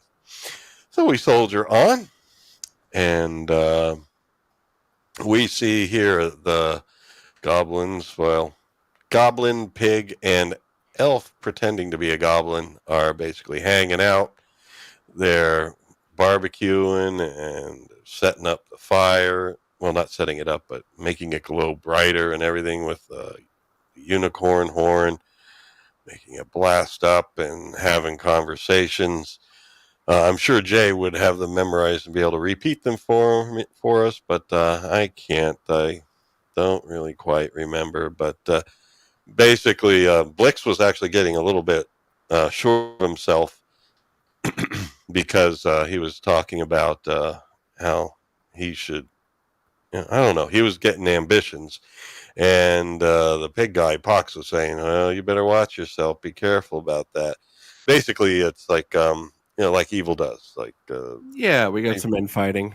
Yeah, even infighting, everyone wants to be on top. And there she is. She is able to, she's found them and is kind of looking into what they're doing to see if she can learn some stuff.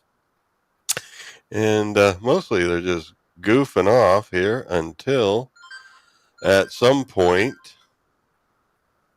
in all the talk and the banter and stuff, basically at this point, the Dark Lord comes in. Sorry about that. There we go. Dark Lord springs out of the ground, and Blix drops the horn. I thought I had a screenshot of that, but apparently I don't. But he drops the horn behind him, and the Dark Lord comes in. And basically what happens is that other guy, the elf guy that's pretending to be a goblin in the cage mask, picks up the horn, and and we're going to see that in a moment. And he basically starts getting sure of himself. But in the meantime, Pox is just trying to let Blix know, hey, guess what? The big D is behind you. And so Blix, this is where he drops it finally. I wish I remember what slides I do in what order. There we go. He drops it. And there is the Dark Lord. And little guy picks up the horn. And there he is. Cage guy. Cage mask says, you know what? I'm the guy now. I'm the one that should be feared. I have the power of Grayskull, but Everybody wants to be Mo. Nobody wants to just be a stooge. But we have light goo, and Darkness uses it. Darkness sprays out the light goo and snatches the horn back, grabs the horn, and then all of a sudden, some dead start coming out of the ground. Look at that. Dead comes alive. Grabs our little friend here, Blunder, I believe his name is, picks him up, goes over to a hole, and falls down the hole with Blunder. Basically, like the dead was risen and takes him down into the depths. And Bye. And as he goes, he does say "Adios, amigos," which was probably the worst line of the movie. Yeah, that's fair. The 80s, ladies and gentlemen. The 80s. The 80s. It was supposed to be silly. That's all for the kids. Yeah. And Blix was trying to explain himself away because he was saying some things that Darkness probably wouldn't have liked, but Darkness doesn't care about that. He's just like, shut up. All right, did you kill the unicorns? And they said, yeah, we killed them. And Darkness doesn't believe him because there's the dawn. And if there would be no dawn, the sun would not rise if both unicorns were dead. Since one is still alive, the sun still rises. And here we do hear like a theme from before when the looked like spring in the forest. So there is kind of like a theme for the lightness and the world at balance. Also, Tony Orlando reappeared, and we knew at that point. No, Tony Orlando and Don. I've heard of Tony Orlando, but I'm not sure which. Never mind. Which song is it? Like Tony Orlando and Don? Oh, well, I know Don Ho. Around the old oak tree. Tie a yellow ribbon. A yellow ribbon around the old oak tree. Oh, yeah, I know that song, but I didn't know he did. Tony Orlando. Oh, yeah. Okay. Very good. That was their big single. Yeah. Knock three times. Knock three. Yeah, I've heard that song. If you want me. Oh, yeah. Twice on the pipe. Yeah. Stepping Out. Wow. He Don't Love You. What Are You Doing Sunday? Look at my eyes, pretty woman. Oh, Nothing? no. All right. Now, when you say Don, are you saying Don Ho? No, Don. DAWN. Oh, just Don. Don is his two backup singers. Oh, Tony Orlando and Don. Okay, I see. We can move on. That's his sunshine band.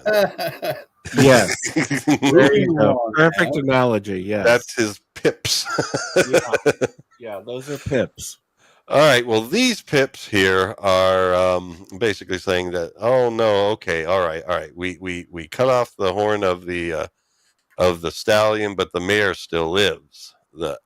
Not the mayor, but the mare, the female horse, still lives. And Blix is saying, but that she can't do anything. She has no power. And Darkness says, no, she has the power of creation. Oh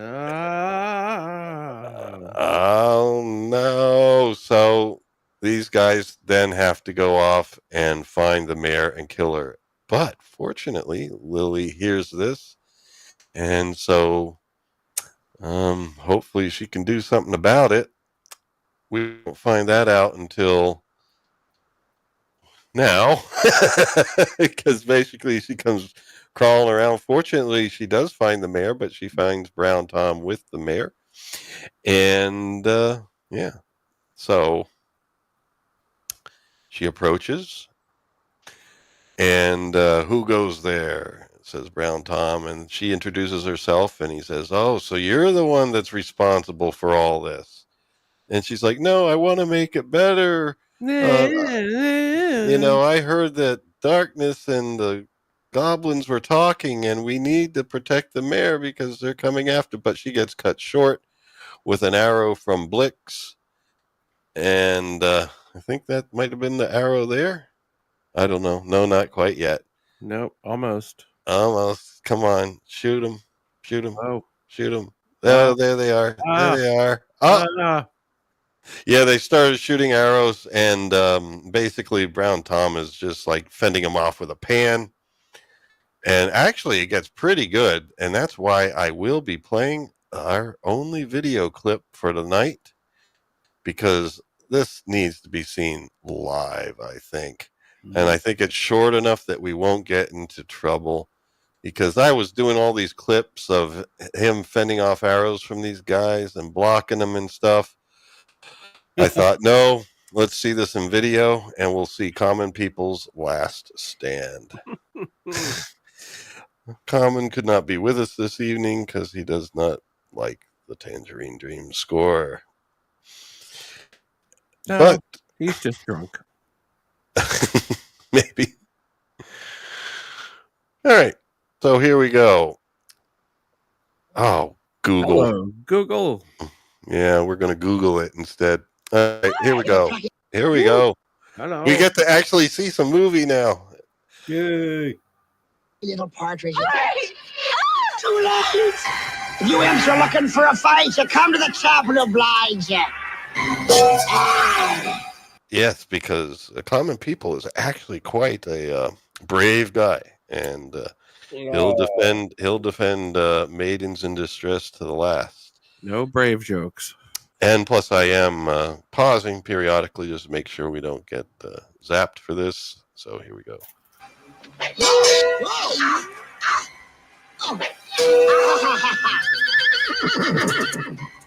Show yourself a size. You can't beat me. Look at that. Oh, keep them coming, fellas. Check this out. Yes, sir. You see? You just can't beat me. You can't. You go to a stock. They done for me. Oh, it's like Braveheart. Really just. It was a battle to always be remembered. So there we go, folks. We have gotten to the conclusion of what we're doing this week, I believe. Or no, I think I have one last slide. Oh, that's right. Just a couple more. The goblins come. They don't really show it. You just see them with the net, and basically Brown Tom's lying there. Some kids might think he's dead and be sad, and they just take the princess. Apparently Lily got taken away and the unicorn, but we don't really see it. They just cut away. But we do see Gump and Jack come back to Brown Tom. They think he might be dead, but he kind of recovers and recognizes them and says, "You dead too?" They're like, "Of course not. But what happened?" And he mentions that, he was fending off hundreds of goblins and all that in his valor.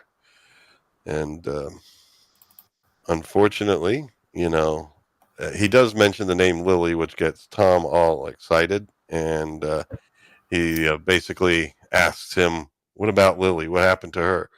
And they've been taken off by the goblins, and they decide, okay, you know what? We're going to follow these goblin tracks, and we're going to find her. And so the quest begins. We leave it there. That will be our mission next week. We shall look at the quest for the holy unicorn horn Thing. that will bring balance to the world. Excellent. I want to thank you, chat. Scott, Eraserhead. I think Bayona was with us. Yeah, we'll get you kids some wrenches backstage. Yeah, I think we should do that. Maybe, I think after next week's stream, those folks that keep becoming regular names shall be wrenched. Oh, these are good people. I know these folks. Yeah, so we can defend ourselves from the hordes of bad people out there that like to go around to streams like this and just... Well, actually, no, they don't show up. Not many people do. So anyway, that's it. I'm tired. My brain is dead. I can't say anything. Adam, do you have anything to say, like what you're doing this week and what's coming up next week? I've got nothing special going on this week except 4 B-sides on Friday night, 6 p.m. Pacific time.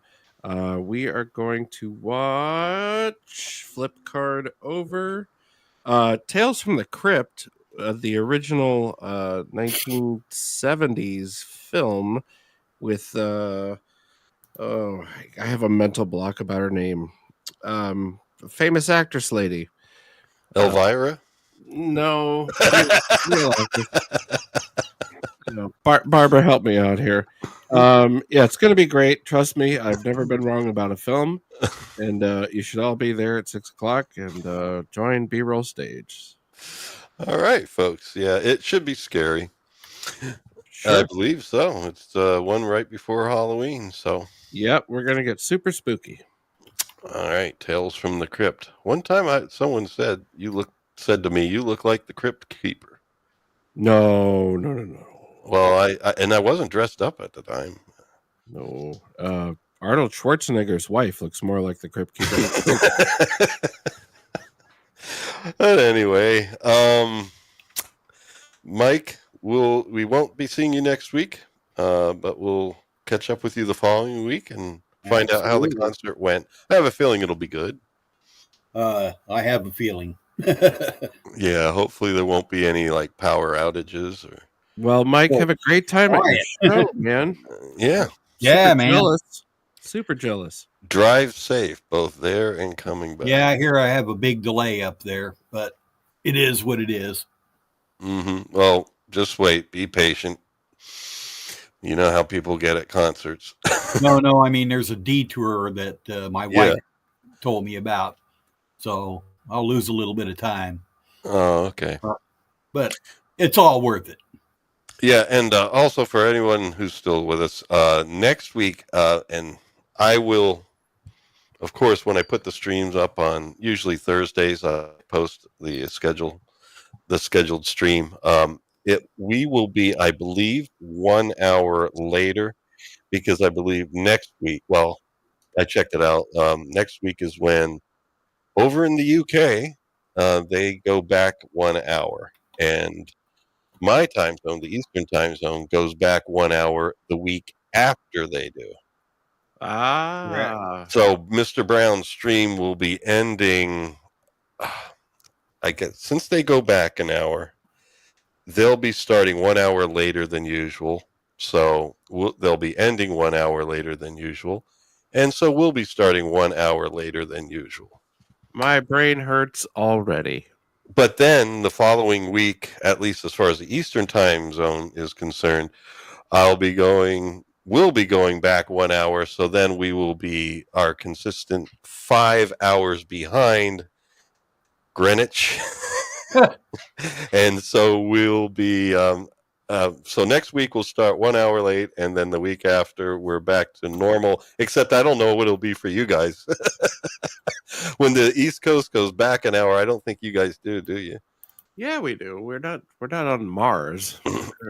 It's the same country. Well, I wasn't saying Mars, but I didn't know if the time zones did the same shit. Yes, of course. Oh, We're all united in this democracy. Was that Arizona does not do daylight savings? Yeah, there's a state or two that doesn't. that? Yeah, and didn't that change? Like there was like Congress or something. Some people just died somewhere. Okay, I don't know. It's like that's why I have to keep asking.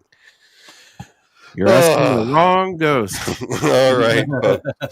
So anyway, Joan Collins. That's who's going to be in our movie Friday. Joan Collins, Alexis from Dynasty. Yeah. Alexis Dynasty lady is going to be in this movie. And it's a wonderful anthology for horror Halloween. Join us Friday night. All right. So I'll be there. All right, folks, chat, you're lovely. Thank you very much. We are going to sign off, and now we're going to pay tribute to the country that changes our times a little bit later than they do in the UK. 56. We are now leaving the air.